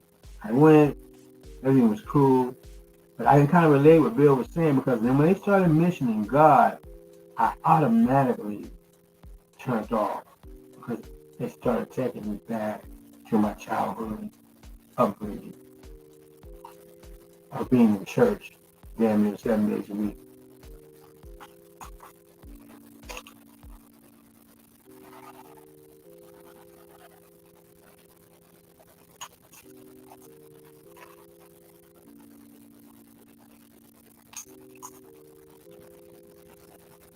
See, I understand now that I didn't have a problem with God. I had a problem with religion. But that's all I knew.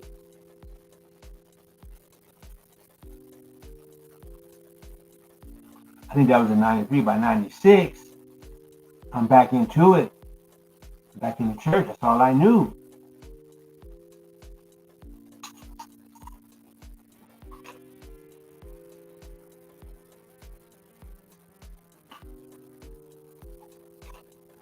I didn't like the idea. I could go for such conceptions of creative intelligence, universal mind, or spirit of nature, but I resisted the thought of a czar of the heavens. However loving his sway might be, I have since talked with scores of men who felt the same way. My friend suggested, but then seemed a novel idea. He said, why don't you choose your own conception of God?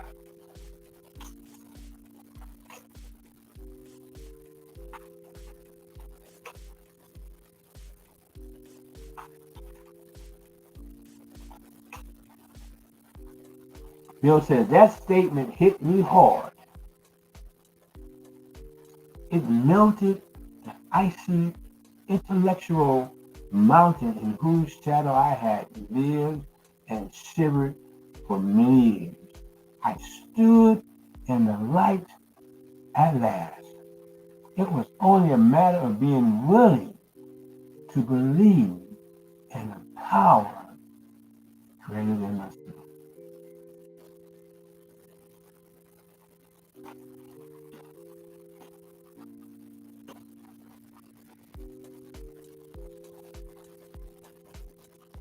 AKA, he had, at that moment, a spiritual awakening.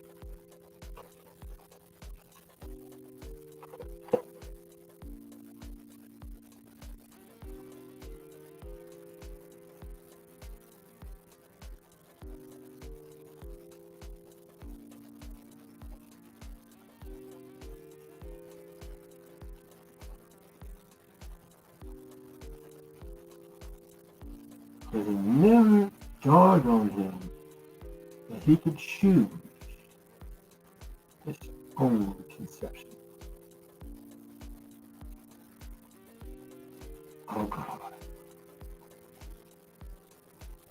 Or, the use the word God, we got an issue with God, right? Of a power greater than myself.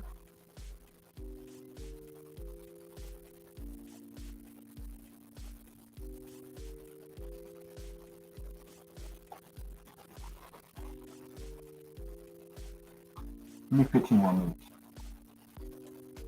Hold on, let me come out of here. Anybody here? Nobody here. Man, y'all missing out, man. We smoking over here. This game has disconnected. That's been another hour.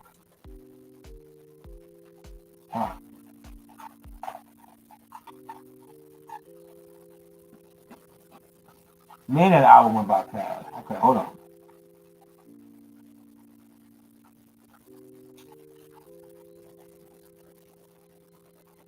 Get Instagram back. We're gonna wrap it up.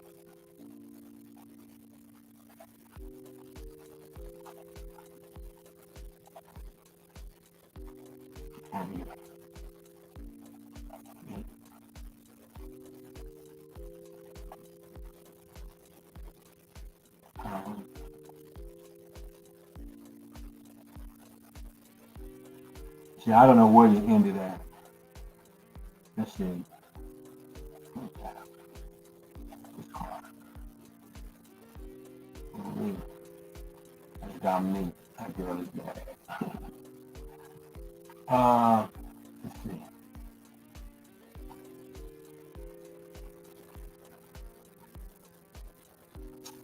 What am I doing?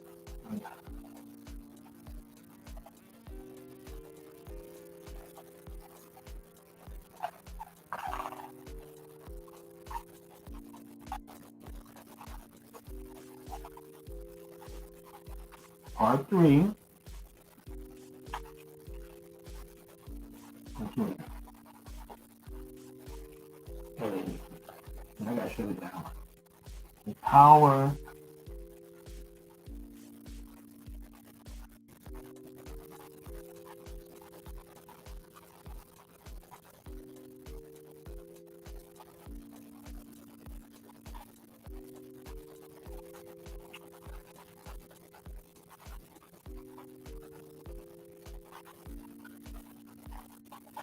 if you say right here.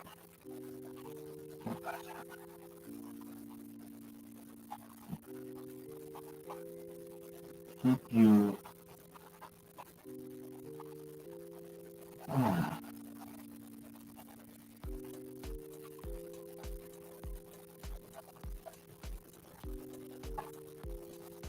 and keep you in the same part, that 3 portion items public next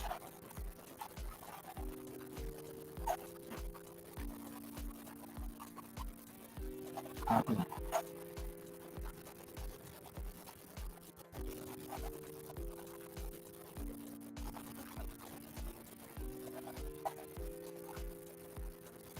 paste save changes.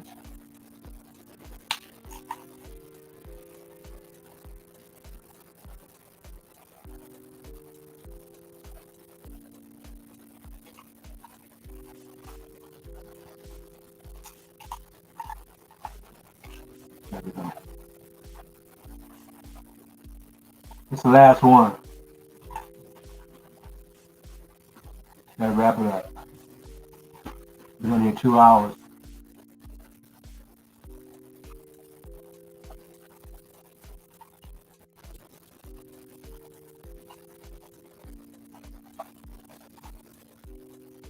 Okay. Come back.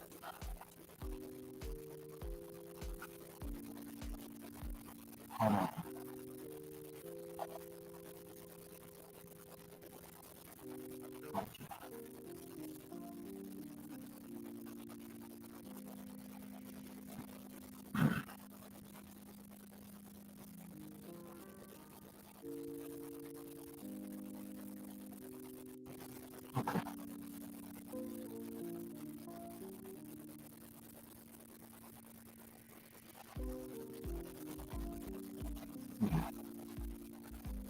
Hour number 3.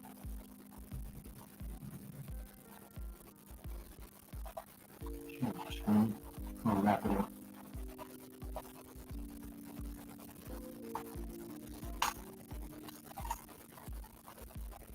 I'm gonna wrap it up. I gotta do work tomorrow. But I ain't gotta be there for 3.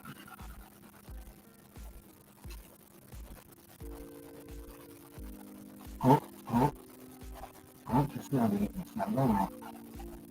It's the wrong one. Share screen. There we go. Bill said, man, if John, he had a spiritual awakening, he came to the conclusion to believe in a power greater than himself.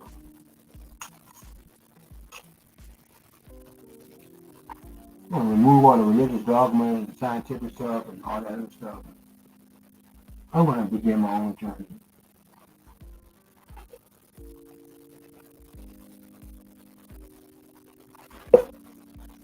Bill never, after that night, Bill never drank again.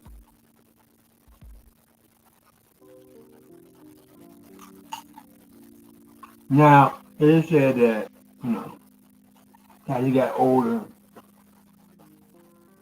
he didn't drink anymore, that he did get involved in some LSD experiences.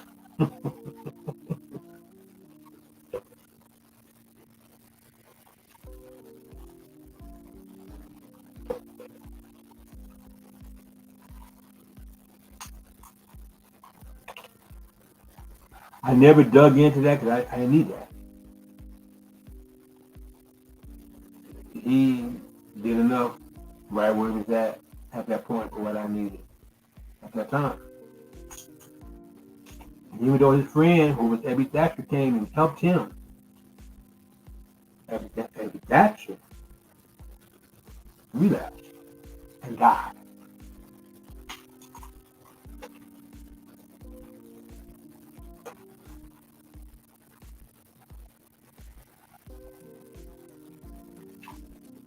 So, as we wrap this up, it puts me back to We Agnostics. Maybe we will finish this next week, next Monday night special. And it talks about, in the preceding chapters, as in the book Alcoholics Anonymous, you have learned something about alcoholism or addiction. We have hope, we have made clear the distinction between the alcoholic and the non-alcoholic. See, that's imperative.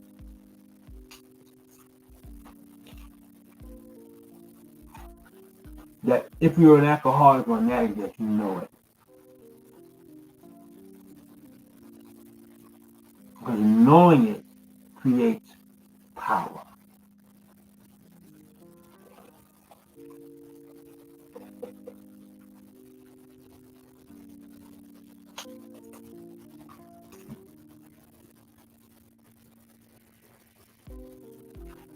It says, once again, we hope we have made clear the distinction between, that's what I was doing, between alcoholic and non-alcoholic. And that's what got me stuck on Bill Wilson because, those, what it says, we hope we made the clear distinction between alcoholic and non-alcoholic. You find in 1, 2, 3, 4, the first 4 chapters, they starting with the doctor's opinion, Bill's story, which I got stuck on, and then there is a solution. And we've Alcoholics Anonymous know thousands of men and women who were once just as hopeless as Bill. Nearly all have recovered. It used to be when they first started off, they said all have recovered, but they had to break it down. So nearly all have recovered. They have solved their drink problem. They have solved the getting high problem. Then he talks about more about alcoholism. It says most of us have been unwilling to admit we were real alcoholics or addicts. No person likes to think he is bodily and mentally different from his fellows. Therefore, it is not surprising that our drinking or using or smoking or popping or whatever careers, or drug careers or alcohol and drug careers have been characterized by countless vain attempts to prove we can drink or use or smoke like other people. So I don't want to go. I don't want to go. So my history and my past showed me whatever I put my mind to, I conquered it. Like Bill said in his story, man, I met my match. I done came across a Mike Tyson up in this range, and it's knocking me out every time in the first round. The idea that somehow, someday, he or she will control and enjoy their drinking or using is a great obsession of every abnormal drinker and user. Great obsession, because you're going to learn through Dr. Opinion what the alcoholics actually suffer from. And if you other religious people to stay the hell out the way and keep your opinion to yourself and understand and open your mind that we suffer from a mental obsession, a phenomenal craving of the body, and a spiritual malady. I can't get the spiritual mind together, and so I take a good look at this mental obsession. And the mental obsession is when I get the thought to start using drugs. How do we say? Hold on, let me think.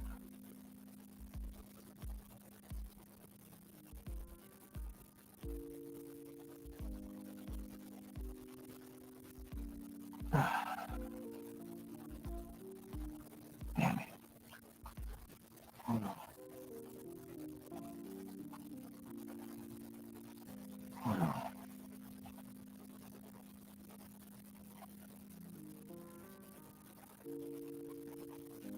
I'm trying to get the right word in.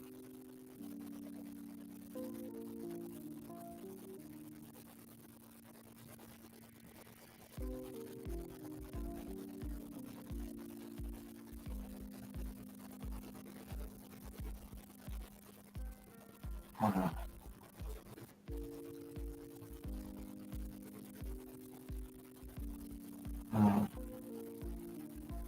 The mental obsession is a thought that overrides every rational thought concerning drinking or using.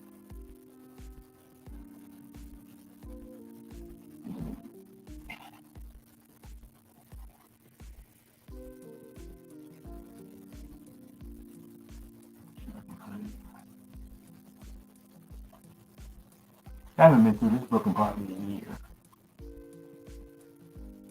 Let's see.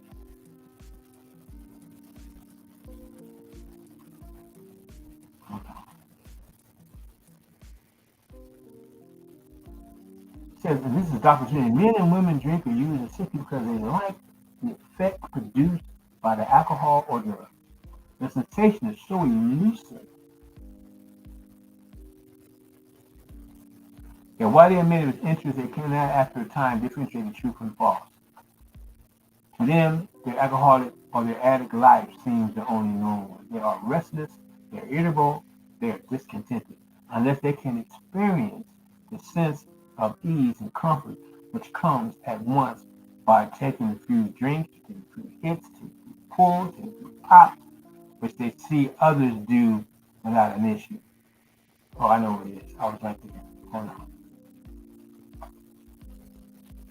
So it says, therefore, it is not surprising that our drinking and our using careers have been characterized by countless vain attempts to prove that we could drink like other people or use like other people. The idea that somehow, someday, they will control, that we will control and enjoy our using, our drinking is the great obsession of every abnormal drinker. That's why we have, or user. That's why we have to understand, am I an alcoholic or am I an addict? And understand, take the guilt and shame behind it that has been put on us for ourselves and others, and understand that there is power in understanding. That's why the African proverb talks about man, woman, know thyself.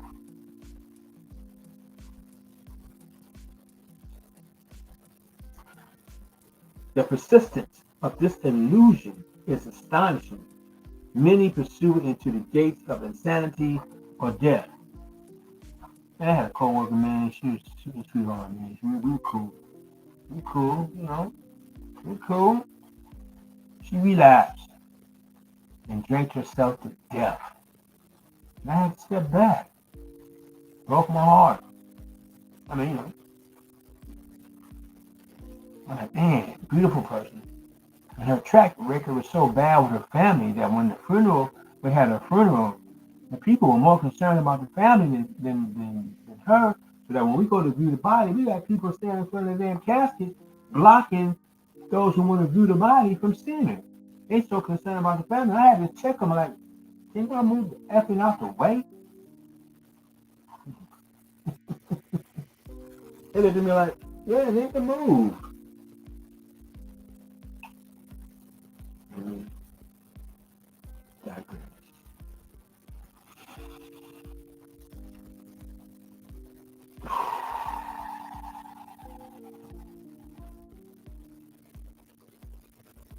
The persistence of this illusion is astonishing. Many pursue it into the gates of insanity or death. We learned that we had to fully concede to our innermost self that we were alcoholics or addicts. We learned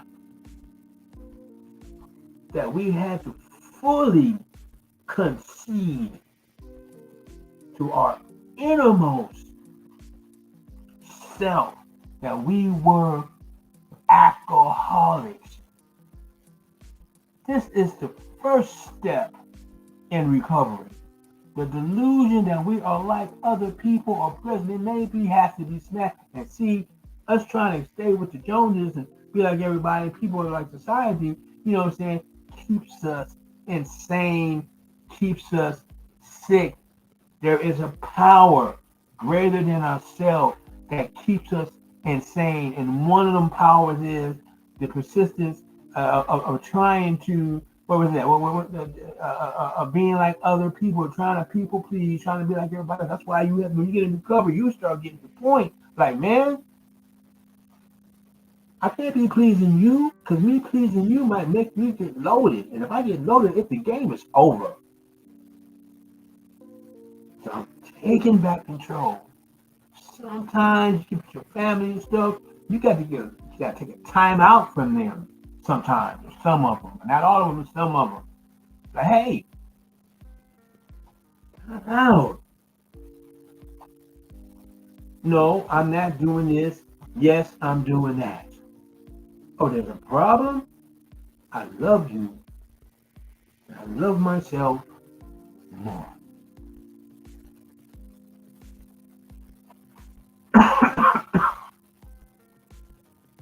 Because the persistence is so astonishing that many pursue it into the gates of insanity or death. We learned we had to fully concede in our innermost self that we were alcoholics, we were addicts, that we were sick. Mentally, physically, spiritually. This is the first step. Step one. We admit it we're powerless over alcohol or all mind altering substances, that our life has become unmanageable. When we deal with unmanageability, that means my emotions are out of control. So bad that the only way I can find peace is I gotta take a drink, gotta take a hit. Problem is, unlike the non-alcoholic who does that, they can go to bed, go home, take a shower, they can go home, jump in the shower, go to bed, grab something to eat or whatever, and get up the next day and function. But not us.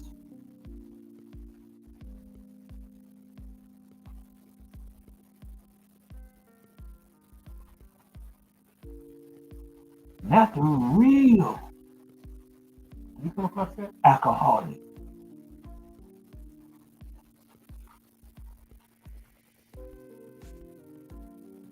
The delusion that we are like other people or presently maybe has to be smashed. You got to understand, we are different.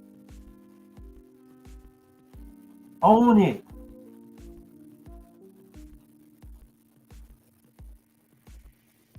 Honor it. Because then it's going to put you on another path that's going to show how different you really are.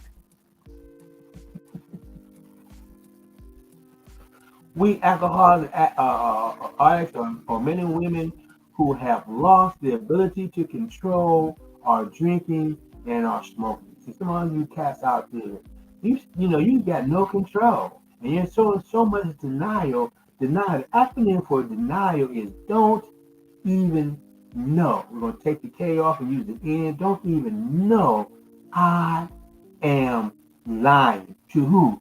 To my MFing self.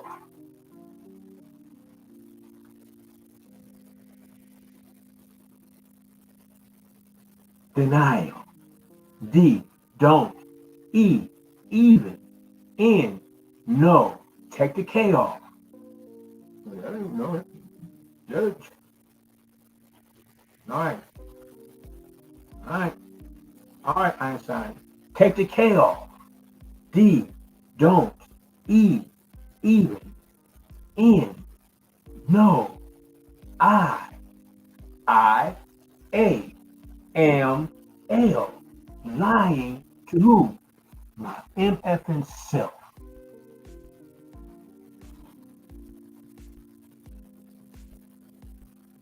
You ready for this? You ready for this? But everyone else knows that you're lying to your.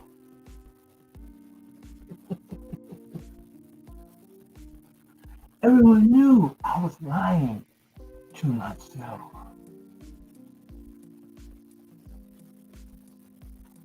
Okay.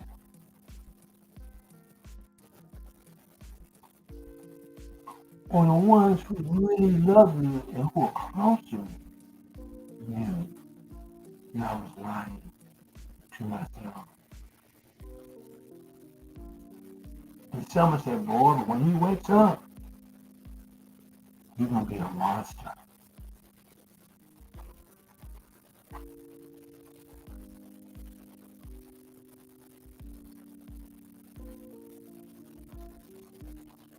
But when he wakes up,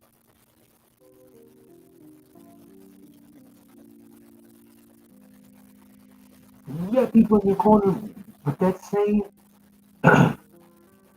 mindset. When you wake up, ain't nothing gonna stop you. No matter how hard it gets or how good it gets. I gotta move, time running out. I don't want to lose Instagram.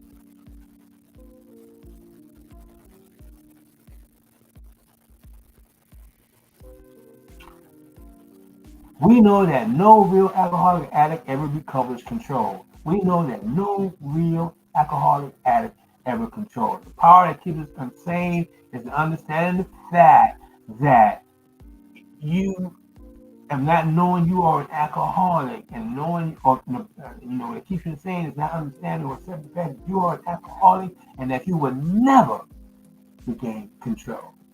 You'll die before that ever happens in that mindset. All of us felt at times that we were regaining control. I'm saying again, all of us. I even felt at times I was regaining control from when I went to my first treatment program in '93, and then whatever down the path till all the way up to 2007.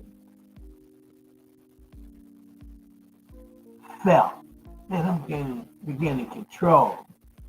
So I'm gonna take me to here because I like it.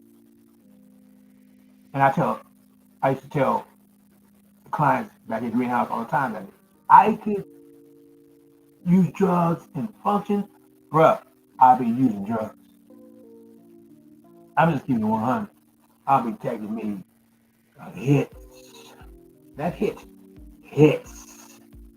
But the issue is, I can't control it. So all of us felt at times that we were regaining control, but such intervals, usually brief, were inevitably followed by still less control. The more I tried to control, the more control I lost. That's why I said many pursue it into the gates of insanity or death.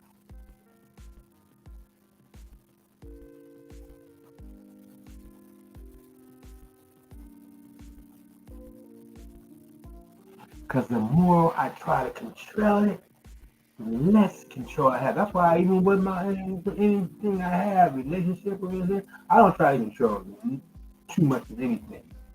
Because the more I try to control it, the less control I have. So I like go. When my wife separated, went back to California, I'm like, man, I hate it when I'm like, hey, Dad, don't go.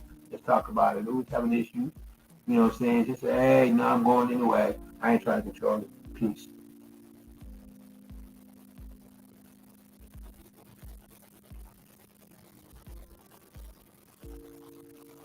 I learned that by learning who I was of being an alcoholic or an addict. Okay, cool.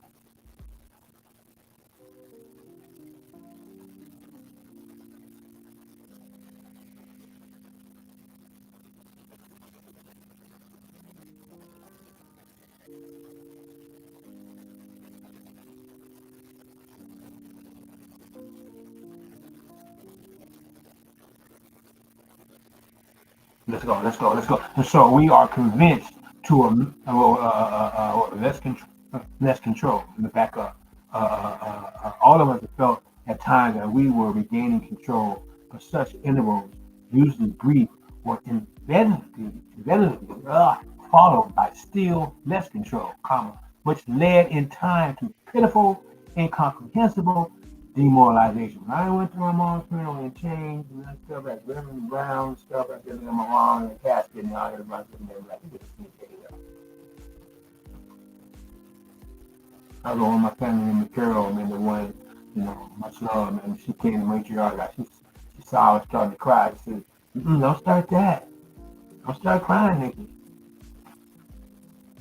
She just said the N word, but I know what she meant. And then my pastor wife, the pastor that stood against everyone else. The church community was mad. My mother was love. Western State Baptist Convention, them cats were hot. Let that nigga say it. They was on that page. He said, no, we're gonna bring him up because he needs to see this, which he was so right. So my cousin said, who I stayed with when I was in high school, her, she was like my second mom. She said, no, don't start that. No, right. I caught myself. And my pastor's wife, I just happened to walk past her aisle. She said, no, boy, you cried, you need to.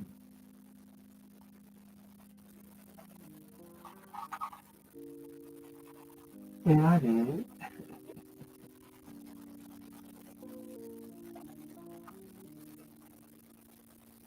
Which led to times me trying to control, led to times to pitiful and incomprehensible demoralization. We're almost done. We're almost done. Appreciate you hanging with me damn near 3 hours. We are convinced to a man that alcoholics and addicts of our type are in a grip of a progressive illness. Over any considerable period, we get worse, never better. Next midnight special, we'll probably be talking about the businessman who stopped drinking for about 25 years to build his business, and then when he retired, he went back to drinking, and then he ended up dying. So over any considerable period of time, we get worse, never better.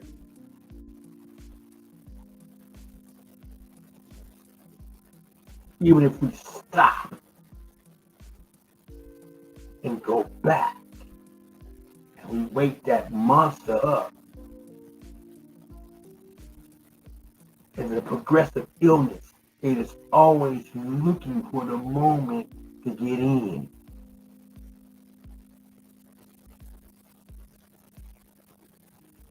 That's why I said when you hear people 15 years, 10 years, 2 years, 1 year, 2 years, 5 years, 10 years, 15 years, 20 years, 25 years, 35 years, and they relapse because that illness is always waiting for a moment to strike.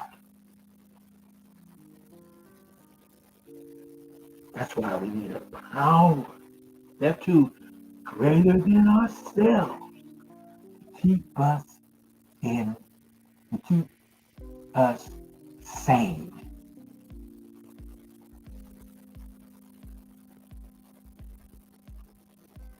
This is chess, not checkers.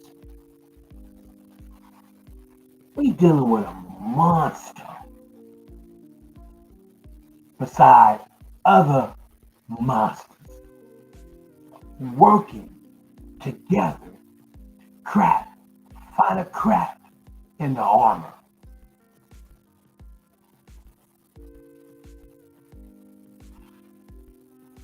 This is all it needs is a crack. Humpty Dumpty sat on a wall. Humpty Dumpty had a great fall. All the king's men and all the king's whatever couldn't put Humpty back together again. There's another message behind that, but I'm going to use that right now, for right here, right now, that it's looking for that moment to push us off the wall till we crack and we cannot return, because over any considerable period we get worse, never better. It's still in here, but I have the spirit of the anointing of the Creator saying,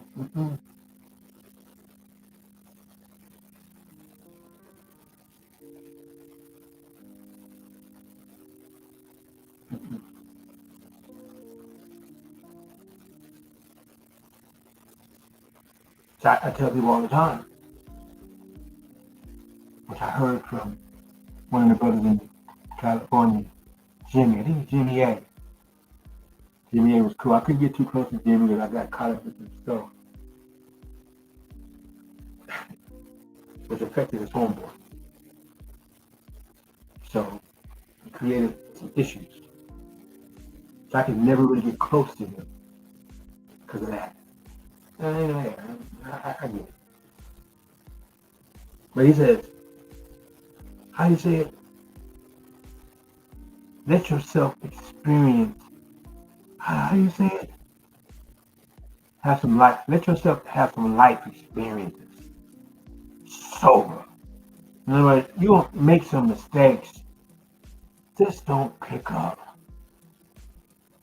Make the mistakes. Learn from it. Hopefully it don't kill you. You're going to die anyway. It's going to happen anyway, but you not put the drugs in alcohol. It is a spiritual 12-step program. It is a spiritual program. It's not a religious program. It is a spiritual program.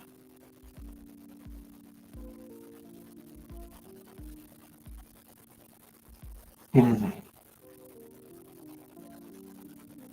spiritual program. Oh Lord, it's taking me somewhere.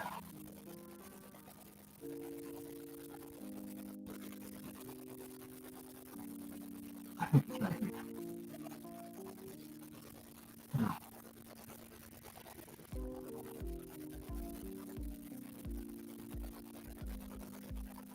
That's not it.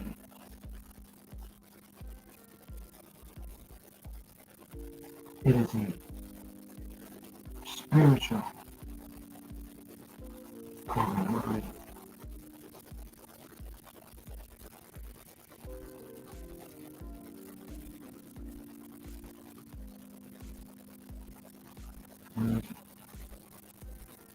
I'm in the fourth. I'm looking for something in the fourth editions. Because this is a spiritual program, not a religious program. Okay, let's go here. There.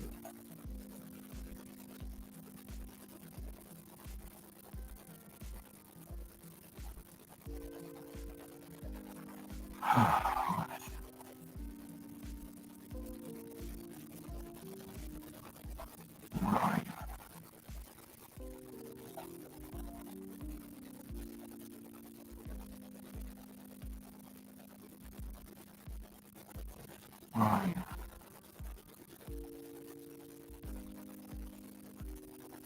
I think it's right here. We are not an organization in the traditional sense of the word. There are no fees or dues whatsoever. The only requirement for membership is the honest desire to start drinking music. We're not allied with any particular faith, sect, or denomination, nor do we oppose anyone. We simply wish to be helpful to those who are afflicted. We shall be interested to hear. Yeah, I think that's what that's. I can use that. That really isn't the one.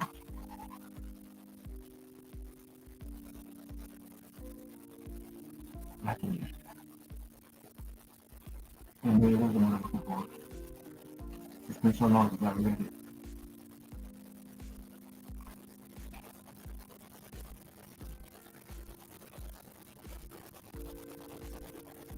Yeah, we are not allied with any particular faith, sect, or denomination, nor do we oppose anyone.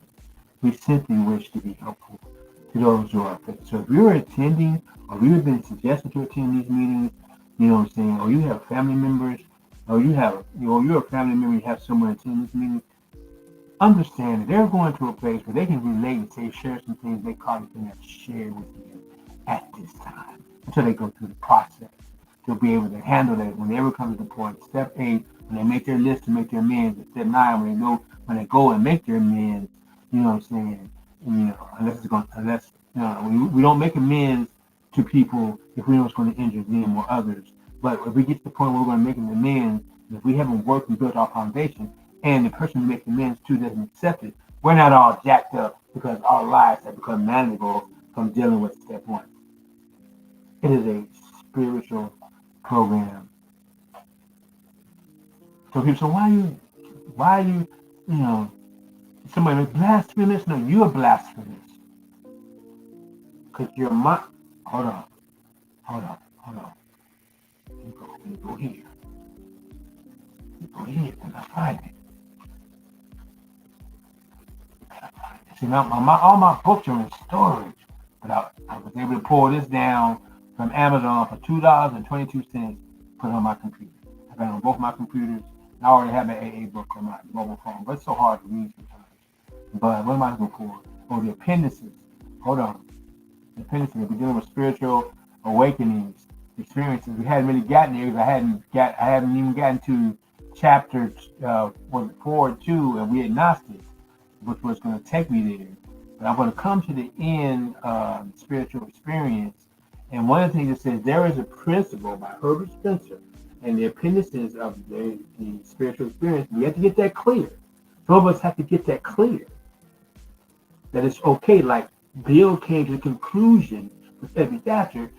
How come I just came clear? How come I just we came to the conclusion of how come I just can't come with the idea of a power greater than self, that greater than my. How can I? Hold on, I'm sorry. How come I just cannot? How come I just can't have my own conception of a power greater than myself? Click, click, click, click. Religious dogma, science, philosophy dogma, all that has been cut loose. I'm free. I have been catapulted into the fourth dimension.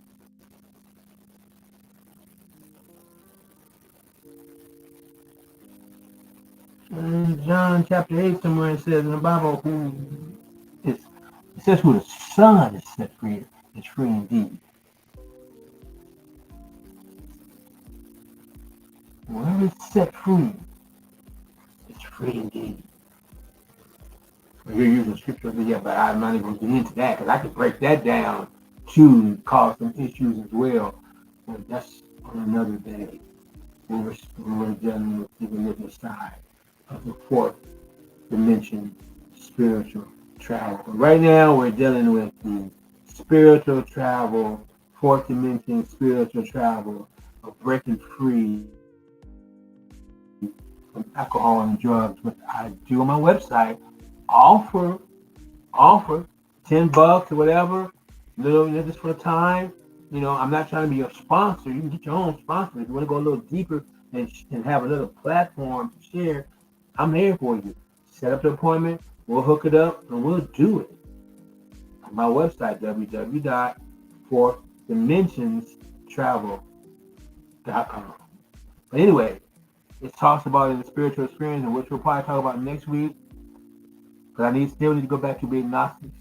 It just took me all this time to get to where we are. It says there is a principle which is a bar against all information, which is proof against all arguments, and which cannot fail, that keeps a man in everlasting ignorance. And that principle is contempt prior to investigation.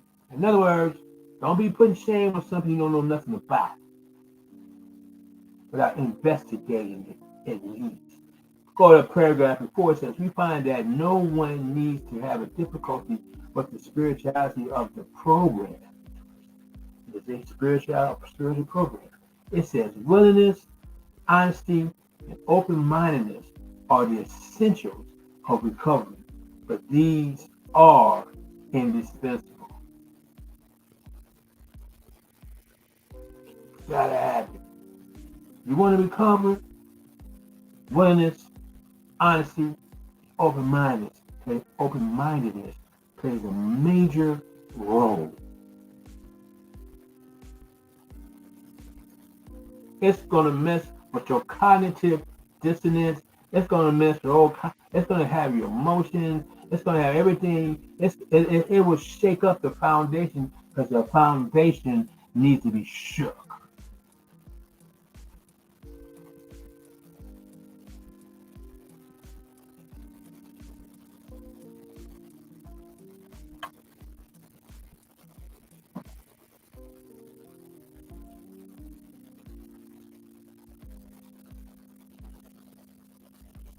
One last thing. We finally got to We Agnostics. In the preceding chapters, you have learned something of alcoholism. We have made clear the distinction between the alcoholic and the non-alcoholic. If, when you honestly, when you honestly, when you honestly, when you honestly, when you honestly want to, you find you cannot quit entirely, you cannot quit entirely, or if when drinking or using, you have little control over the amount you take or use, you are probably, you don't want to call yourself an alcoholic yourself or an addict. That is a self-evaluation and real self-realization that God needs to use. Now, I'm going to get to that too. But it says, honestly, if you cannot find it, okay,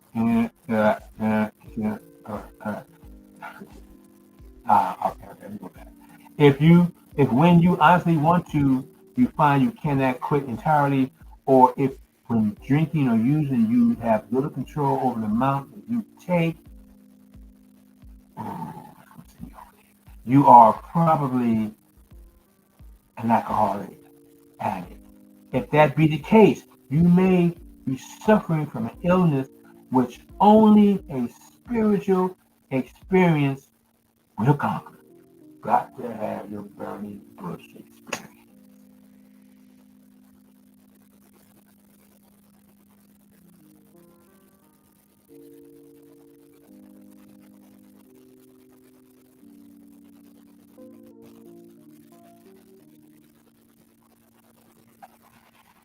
I'm not going to read all that. I'm done here.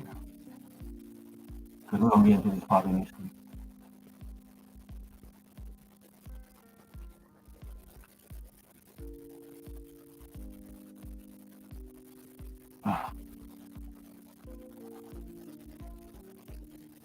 Instagram probably going to lose you this time. Won't be back. But I am going to pick this back up.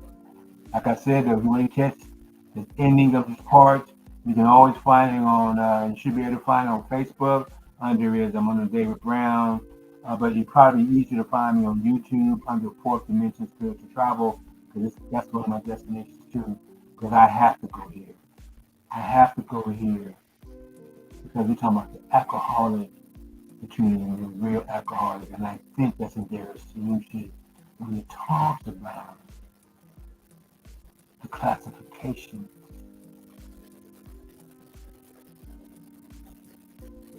Oh, this is a good one. Oh my God. This is a good one. Oh my God.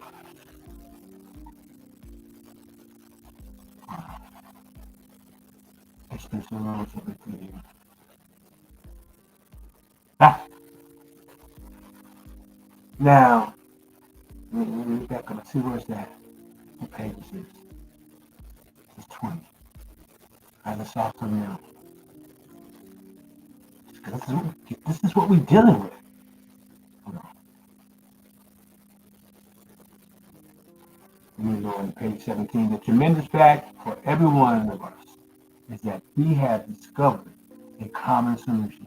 We have a way out on which we can absolutely agree and upon which we can join in brotherly and harmonious action. This is the great news this book carries to those who suffer from alcoholism or addiction.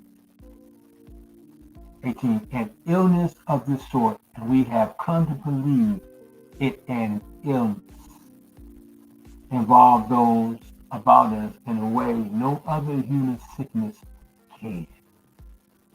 Ain't nothing like the alcoholic in that. Because you be tearing up some ish.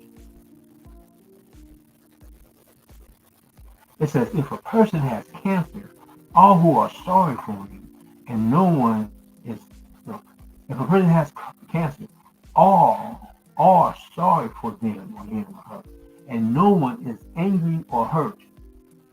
That's so with the alcoholic or addict illness, for with it goes an annihilation of all things worthwhile in life. It engulfs all whose lives such the sufferers. It engulfs all whose lives touch the sufferers. It brings misunderstanding, fierce resentment, financial insecurity, disgusted friends and employers, warped lives of harmless children, sad wives and parents. Anyone can increase the list.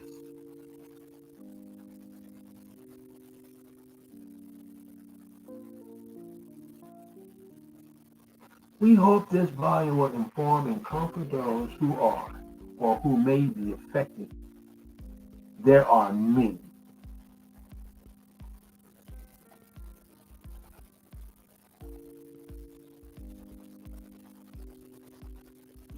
Okay. Highly competent psychiatrists who have dealt with us have found it sometimes impossible to persuade an alcoholic to discuss a situation without reserve. We have to get honest with ourselves. Not talking to the preacher, the minister, the psychiatrist, the family, whoever I'm talking to. I'm not being honest with myself first.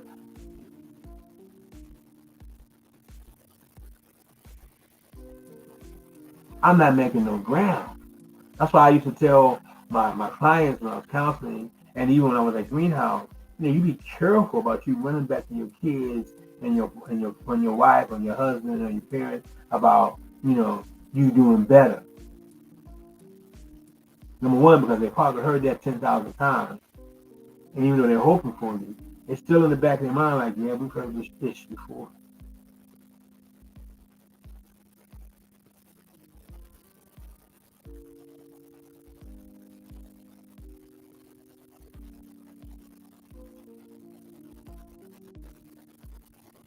So highly competent psychiatrists who have dealt with us have found it sometimes impossible to persuade an alcoholic or an addict to discuss their situation without reserve. Strangely enough, wise parents and intimate friends usually find us even more unapproachable than do the psychiatrist and the doctor. But it says right here, but the ex-problem drinker, the ex-problem user who has found the solution, who is probably on the facts about himself or herself, can genuinely win the entire confidence of another alcoholic or addict in a few hours.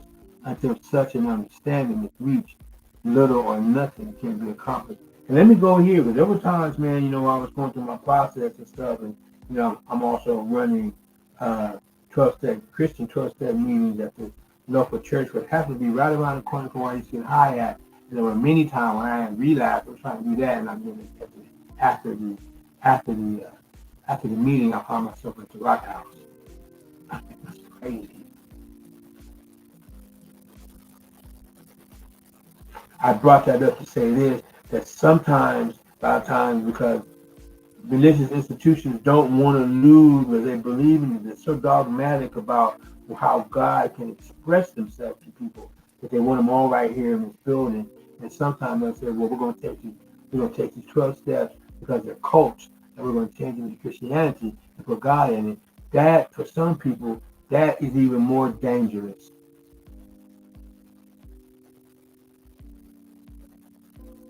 For some.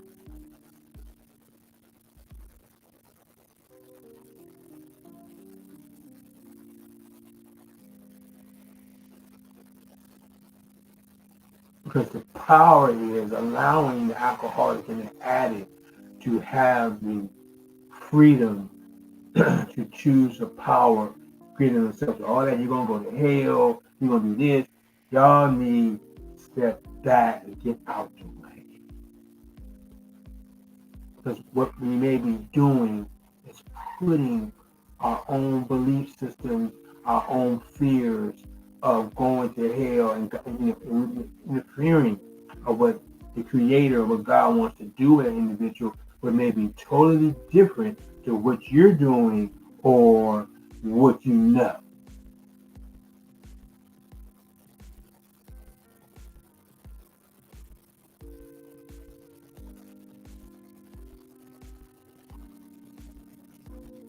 And if we're having an issue of letting go, then that means you're not letting God. And the bottom line is, some of them may go ashes to ashes, and some of them may die.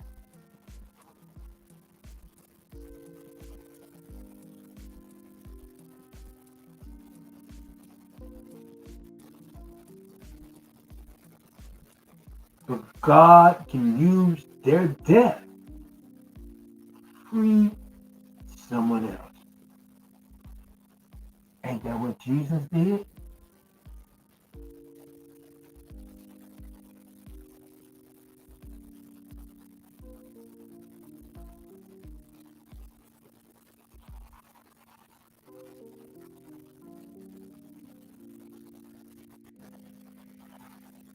Oh, this is what I want to hear. Instagram, I'm not coming back for part 4. But I am going to continue because I'm going to be doing this. This is the Monday night special. I'm going to be doing this late every Monday night. No later than 10, midnight, whatever, because I don't have to be at work at 3 o'clock. It's just going on 4 o'clock over in Texas. I've been asleep pretty much all day, so I'm going to be all right. You know what I mean? I'm going to be all right. And I'm liking this. This is my niche as well. Not only the comedic philosophy teaching, because I do on TikTok. I haven't on TikTok too often because, my phone's been getting super hot on TikTok. I got to get another phone. I'm like, man, not right now. It's too much. Just got a new car. I'm paying like $600 a month for that. And plus the $250 insurance thing. It's like, I'm not buying anything else new, different right now. But I digress on that. But the creator says the same. I'm going to be here. Streaming on and going live on all three platforms: Instagram, YouTube, and Facebook. So I want to go over. So Instagram, if I lose you this last hour, you know, go to YouTube, Fourth Dimension Spiritual Travels. It's the name of the group or whatever, and you should be able to find the rest of this. Hopefully, I got to check how this turned out. But I wanted to.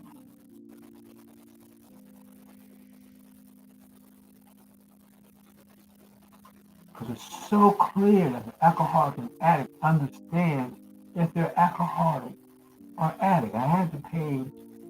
Here it is. So talking about leisure commonplaces, observations of drinkers, which we hear all the time. Back of them is a world of ignorance and misunderstanding. So let me back up a little bit, because what happens is when we talk about people stay out the way, just learn how to want to stay out the way. I'm not saying you let them run over you. I'm just saying you have to use discernment on when to put your foot down and when not to. When not to be a codependent and when to be helpful.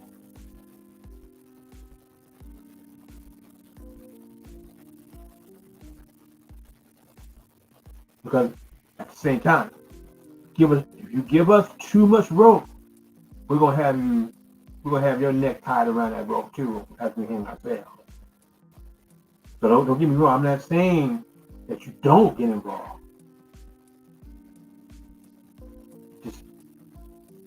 You're just gonna have to have that discernment of when if your yes be yes and your no be no, but at the same time, as they go through the process of discovering God themselves, if you will. It's like if you see a caterpillar go inside a cocoon, and then you notice the caterpillar is ready, has multiplied and ready to a butterfly, and you see the butterfly working himself out of the cocoon. You don't go and help the butterfly to get out of the cocoon. If you do that, you'll kill it, because what happens is while the butterfly is gaining strength in its wings by fighting out of the cocoon. So you don't help it. You let it go through what it goes through, so that when he does get free, it can fly off. You up there with a scalpel, oh, let me help you, I'm a good butterfly, you know what I'm saying? Let me help you. God bless you.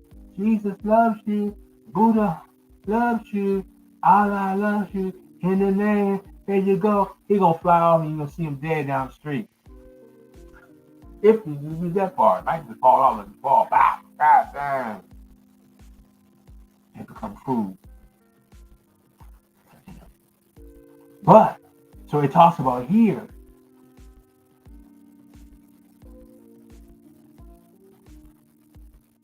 So let's see if let me go here.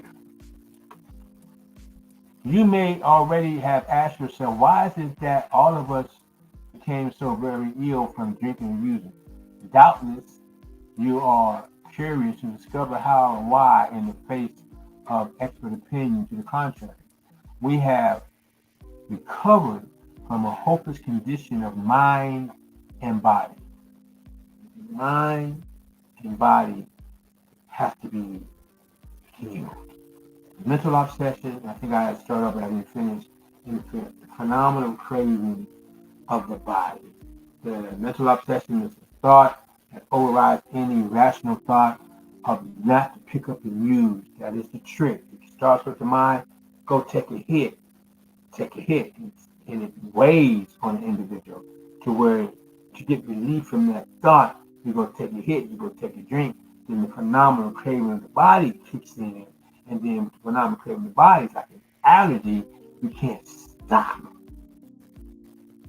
You're no longer feeding the mind, you're feeding the body of the allergy. Because what happens is, like me, there have been times when I knew my mind said, man, we need to stop. We need to go home and do this. But I couldn't, because the allergy of the body has taken over. So it says, we have recovered from a hopeless condition of mind and body. If you are an alcoholic or addict who wants to get over it, you may already be asking yourself, what do I have to do? It is the purpose of this book to answer such questions specifically. We shall then tell you about what we have done. Before going into a detailed discussion, it may be well to summarize some points as we see them. Here we go. How many times people have said to us, I can take it or leave it alone. Why can't he? These are the people talking. Why don't these are abnormal alcohol? These are non-alcoholic and non-addicted people say this. Why don't you drink or use like a gentleman or a lady, or just quit?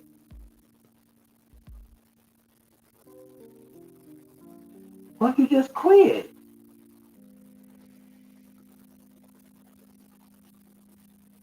There was another example. That person can't handle his or her liquor. They can't handle it. They can't handle their song. There's another one. Why don't you try beer and wine? Lay off the hard stuff. Or you may say, his willpower must be weak. Or they'll say, he could stop if he really wanted to.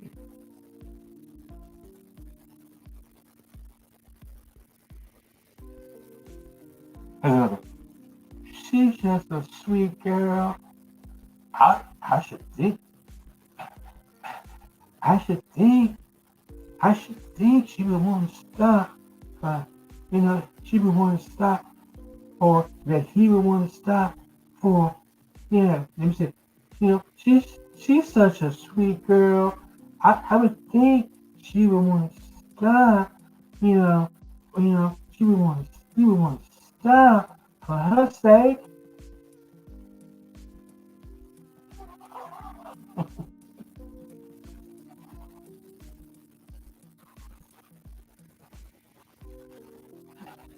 I mean, good Lord, what's wrong with him?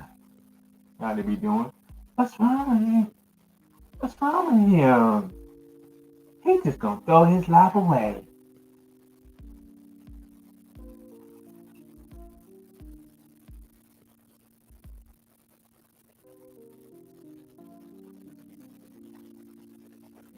There's another one.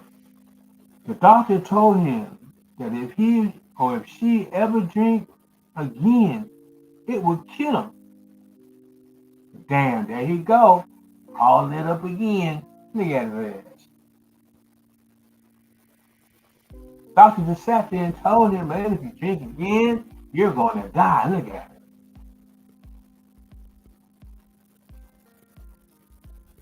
Look at him all tore up again.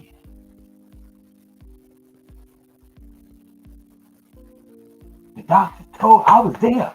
I was sitting right there with him when the doctor said, hey, look, if you drink again, Mr. Such and Such, you're going to die. You think he cares anything about that? Look at him. No fool. What you need to do, you need to come to Jesus. Okay.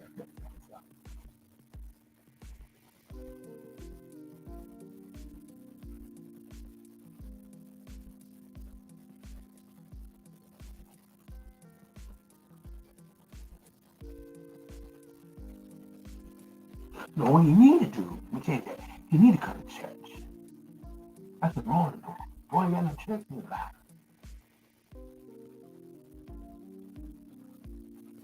And that may be true. But it may not be powerful enough. Because you have to understand, there is a power greater than ourselves that keeps us or keeps them insane.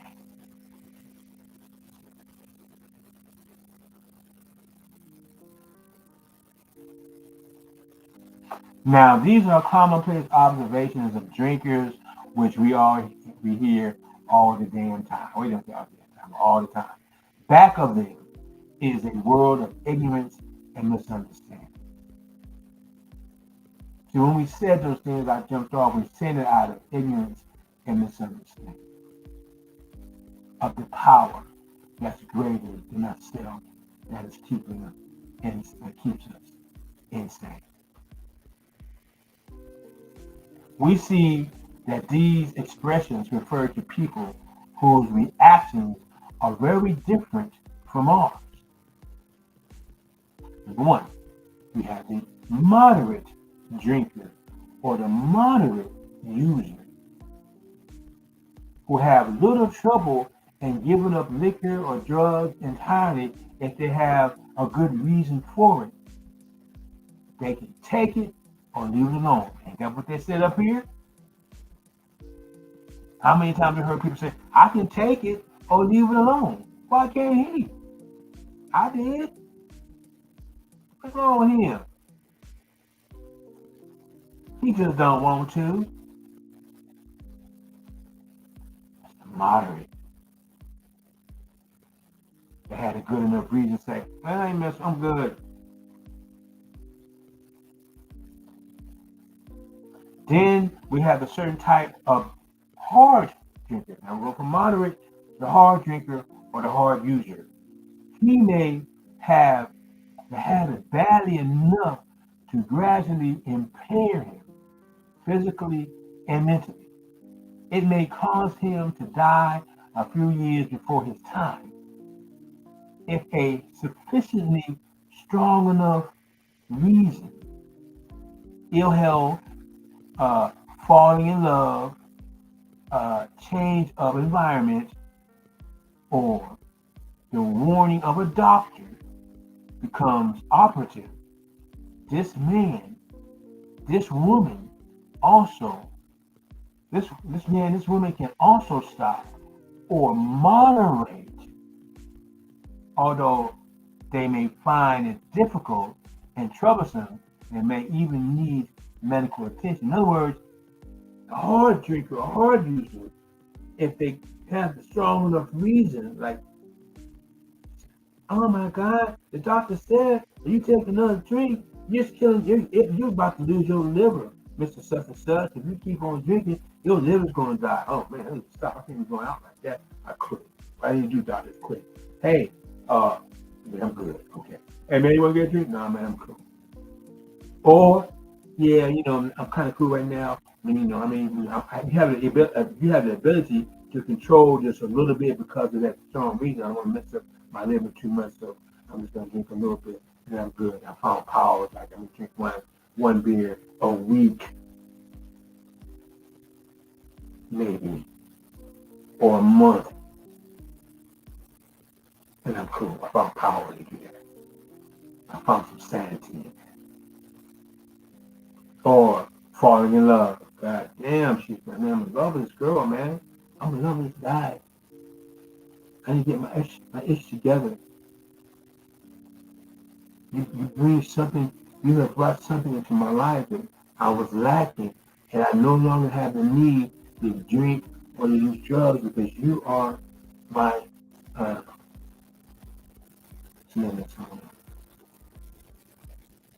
OJ said, you are my sunshine. Enchantment, you're all that I need. I don't need that no more. I'm good. Just don't leave me, baby. Okay. You feel me? Or a change of environment.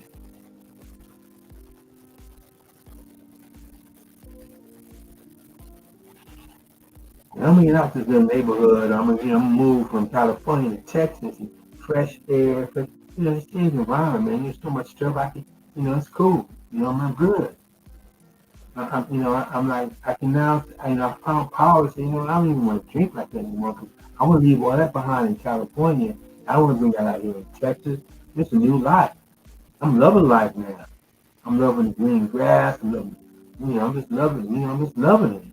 Hot sun, you know what I'm saying? I'm loving the cows and all that stuff. And the people are nice and the food is nice. You know what I'm saying? This is what I need to change.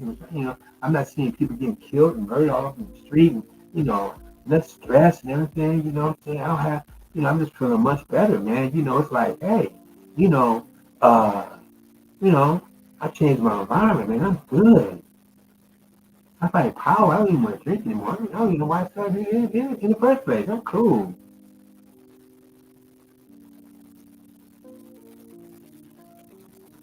Or, once again, or a warning of a doctor. We talked about that. Becomes operative. This man or this woman also, this woman can also start or moderate, although he or she may find it difficult and troublesome and may even need medical attention. But I'm able to reverse my illness by regaining power of a strong enough reason to quit. I want to quit, and I'm quitting.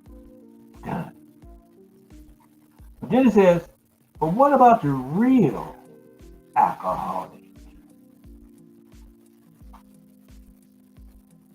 This is why it's important. For those of us who ever catch this video, whenever you catch this video, are you an alcoholic?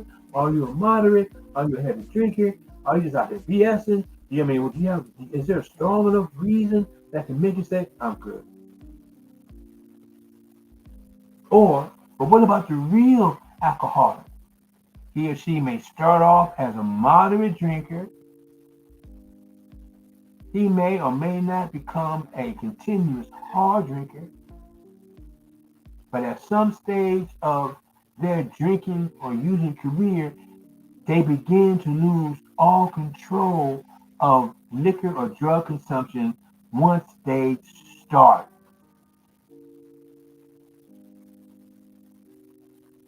So, in other words, you don't even have to become a hard drinker. You can go from a moderate drinker to a full-blown alcoholic and skip the hard drinking stage and just go straight to the back, baby, or whatever. I mean, what I'm saying? You're like, you just, you know, you just catapult of losing control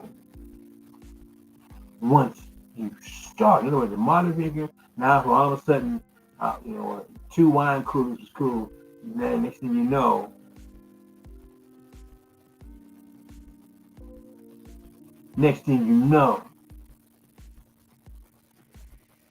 you've been drinking for 4 or 5 days. What happened? Anyway, here is a fellow who has been puzzling you, especially in his lack of control. He does or she does observe incredible, tragic things while drinking. He is a real Dr. Jekyll and Mr. Hyde. He is seldom mildly intoxicated. He is always more or less insanely drunk. This is the real alcoholic. His disposition while drinking resembles his normal nature, but little. He may be one of the finest fellows in the world, yet let him take a drink or any type of drug for a day or whatever, and he or she frequently becomes disgustingly and even dangerously antisocial. He has a positive genius for getting tight at exactly the wrong moment. Particularly when some important decision must be made or engagement kept. So let me hit that again. He has a positive genius for getting tight at exactly the wrong moment, particularly when some important decision must be made or engagement kept. He is often perfectly sensible and well balanced concerning everything except for drugs and alcohol. But in that respect, he is incredibly dishonest and selfish. He or she often possesses a uh, special abilities, skills, and aptitude, and has a promising career ahead of him or them. He or she uses their gifts to build up a bright outlook for their family and themselves, and then pulls the structure down on its head by a senseless series of sprees. Next week we'll talk about Jim, the story of Jim. We'll see. Uh, Here it is. He is the fellow, or he or she goes to bed so intoxicated that they have to sleep the clock around. Yet early the next morning, they search madly for the bottle or for the pipe, or for the joint, huh, that was misplaced the night before. If he can afford it, or if she can afford it, they may have liquor concealed or drugs concealed all over the house to be certain no one gets their entire supply away from them to throw down the waste pipe or throw in the trash. As matters get worse, he or she begins to use a combination of high-powered sedatives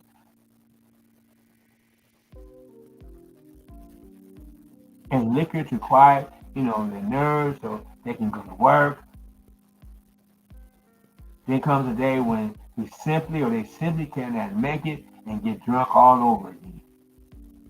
Perhaps they go to a doctor who gives them morphine or some sedative with which to taper off, or some type of high-powered drug. This is 1930, now 2024. You know what I'm saying?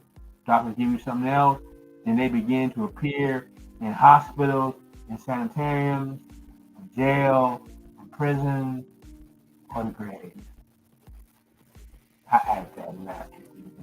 This is by no means a comprehensive picture of the true alcoholic. Our behavior patterns vary, but this description should identify them roughly.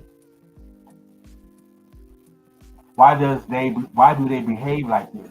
If hundreds of experiences have showed them that one drink, that one drug, that one pop, one pull means another debacle, with all its attendant suffering and humiliation. I gotta get out of here.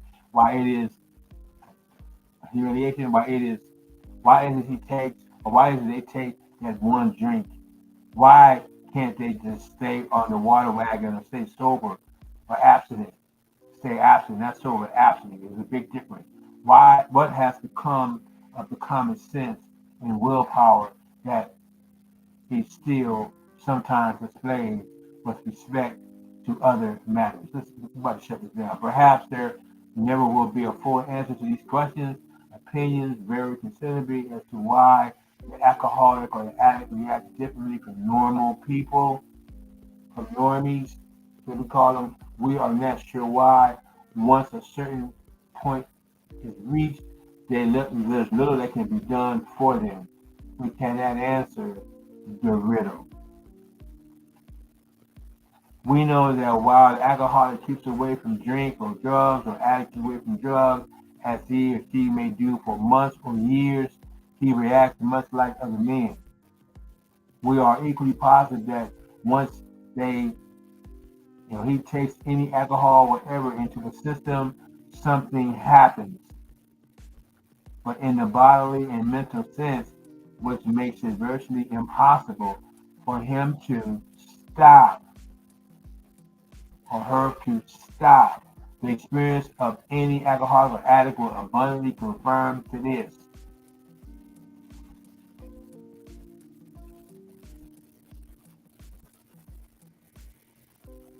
Last paragraph, I hope. These observations would be academic and pointless if our friend never took the first drink or drug, thereby setting a terrible cycle in motion. Therefore, the main problem of the alcoholic or addict centers in his mind rather than his body.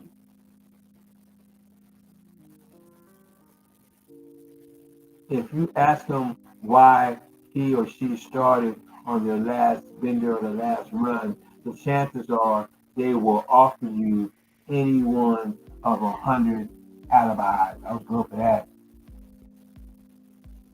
Sometimes these excuses have certain possibility, but none of them really make sense in the light of the habit an alcoholic or addict drinking bout creates. They sound like the philosophy of a man who, having a headache, beats himself on the head with a hammer so that he can't feel the ache. If you draw this fallacious reasoning to the attention of the alcoholic or an addict, he will laugh it off or become irritable and refuse to talk. Okay. Once in a while, he may tell the truth, and the truth, strange to say, is usually that he has no more idea why he took the first drink of his than you have.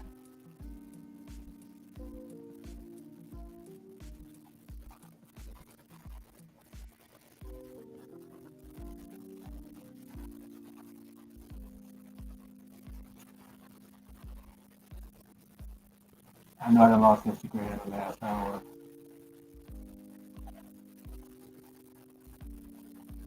but the reason why that happens is it, and I'm out of here until next week. The problem is we have a lack of power. We have a lack of power. That was our dilemma. We had to find a power. All the power, the actual power of the lowercase. We had to find a power in lowercase by which we could live. And it had to be a power, now it's capitalized, a deity greater than ourselves.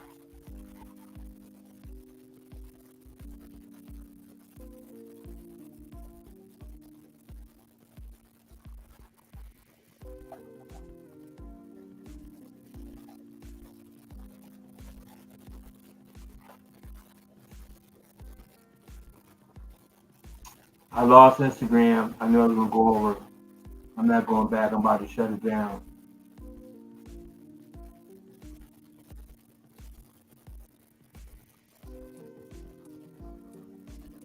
Man, I appreciate, man, if you roll, if you've seen this for the past I've been at 3 hours and 26 minutes. You know what I mean? So I know cats. I don't know who. I don't know. I don't know who's watching, who's not watching. That's not my concern. My job is to be on point. I normally would not be going this long. I don't know. I had, like I said, I haven't opened that book in over a year.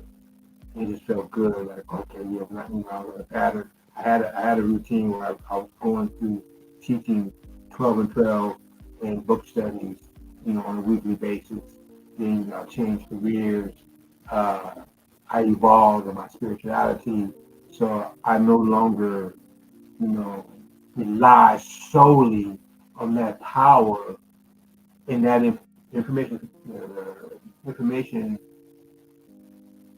from the Alcoholics Anonymous, uh, big book of Alcoholics Anonymous from 12 and 12, like I used to. I have now, what's that? I have now, I got other things involved. And start dealing with kinetic philosophy, kinetic science, which has been different. It has been, it's evolving me in other ways as well. I've also had my spiritual entrepreneurship business, which is called Fourth Dimension Spiritual Travel. And it's called here. Okay, I got you. Okay, all right. Let's go here.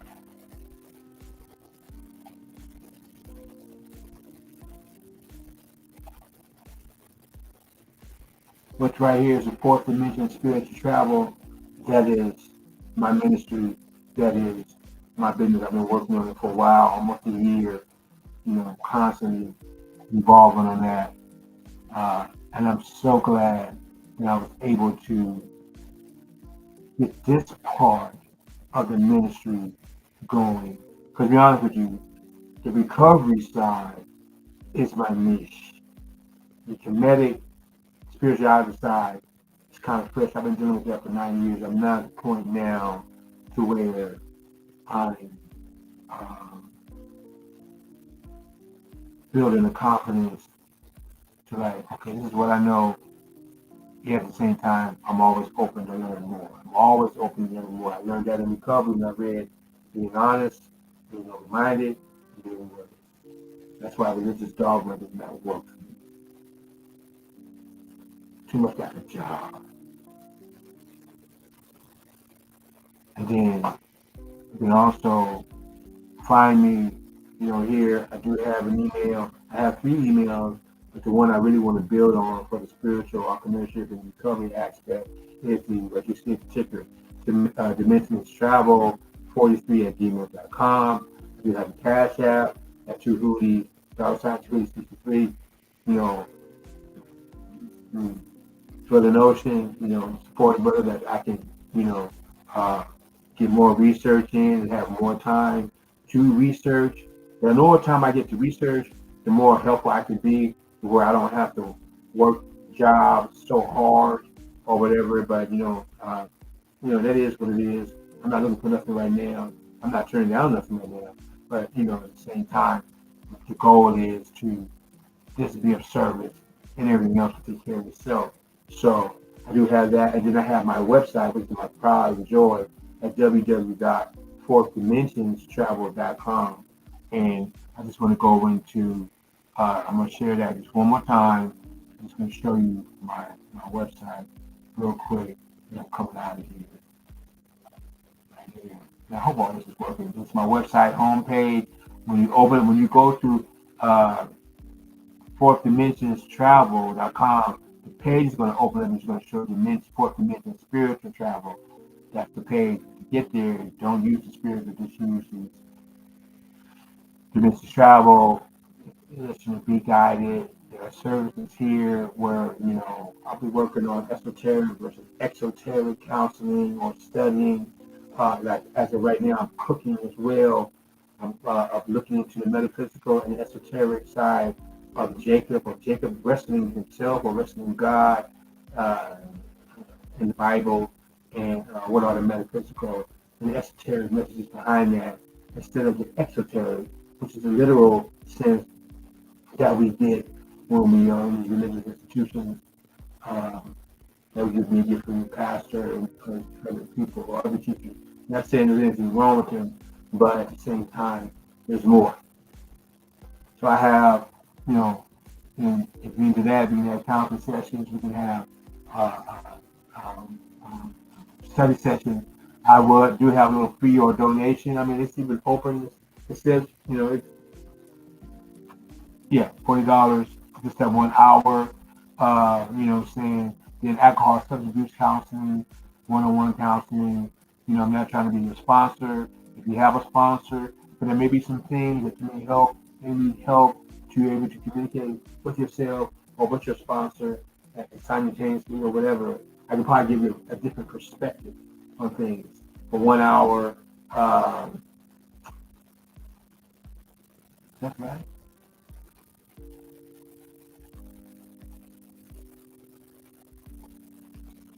Yeah. And I don't even think. And even with that right there, I'm not charging a fee. I will accept a donation, if you will, because that's my niche. I am in recovery. I'm like-minded.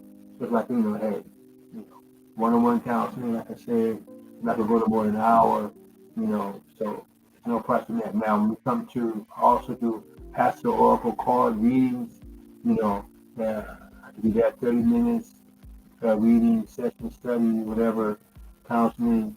We'll talk about that. I'm only charging $10 for 30 minutes. You know what I mean?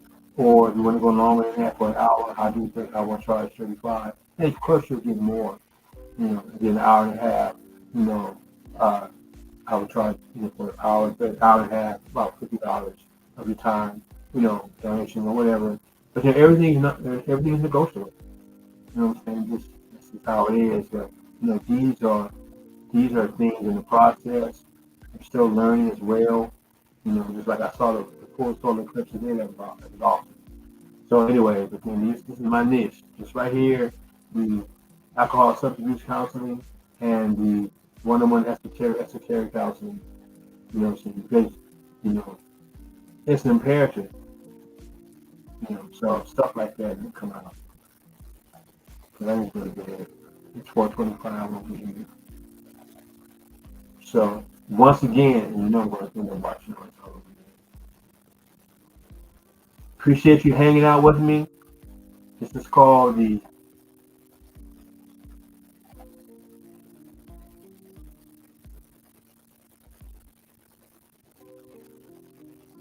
ticket right here, the late midnight special. You see, we stayed till morning, till 4 in the morning. You know, like I said, we may not be here always this long. I try to do at least no more than 2. And I usually try to start a little earlier. It all depends what's going on. But like I said, I don't have to be at work until 3 o'clock. So I have plenty of time to catch some rest. And I've been pretty much resting all day. So once again, just keep in mind, man, when we start dealing, if you are in recovery, you are in regardless of how many days you may have, or years, months or years, you are in a beautiful place. You are in a position to create and to develop your own spirituality that works for you, and is going to keep you from drinking music and destroying your life. And once again, my name is Mr. Liar Too Long. In recovery, my name is David B. My sobriety date is July 12th, 2007. The creator says the same. I do have an anniversary coming up in about 3 months. It's a change, and it's just a blessing, But like I said, I'll be back on this topic, dealing with alcohol and substance abuse, late Monday night, and I'll be doing the esoteric, metaphysical teachings sometime on Monday too. Hopefully, before the midnight special. I might end up doing it Sunday. I'm still working on that. But that's what I'll be focused on the rest of the week as far as getting that information ready. And it's quite interesting. The metaphysical and esoteric is pretty nice, because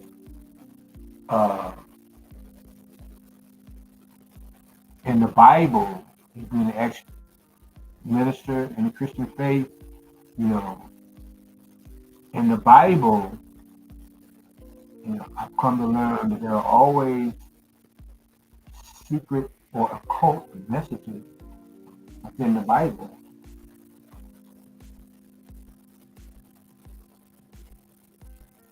There's mythology,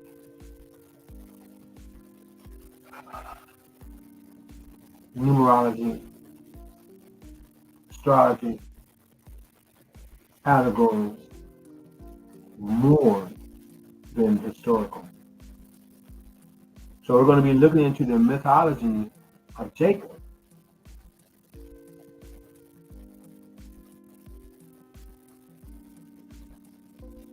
That's what we're going to get into next Monday.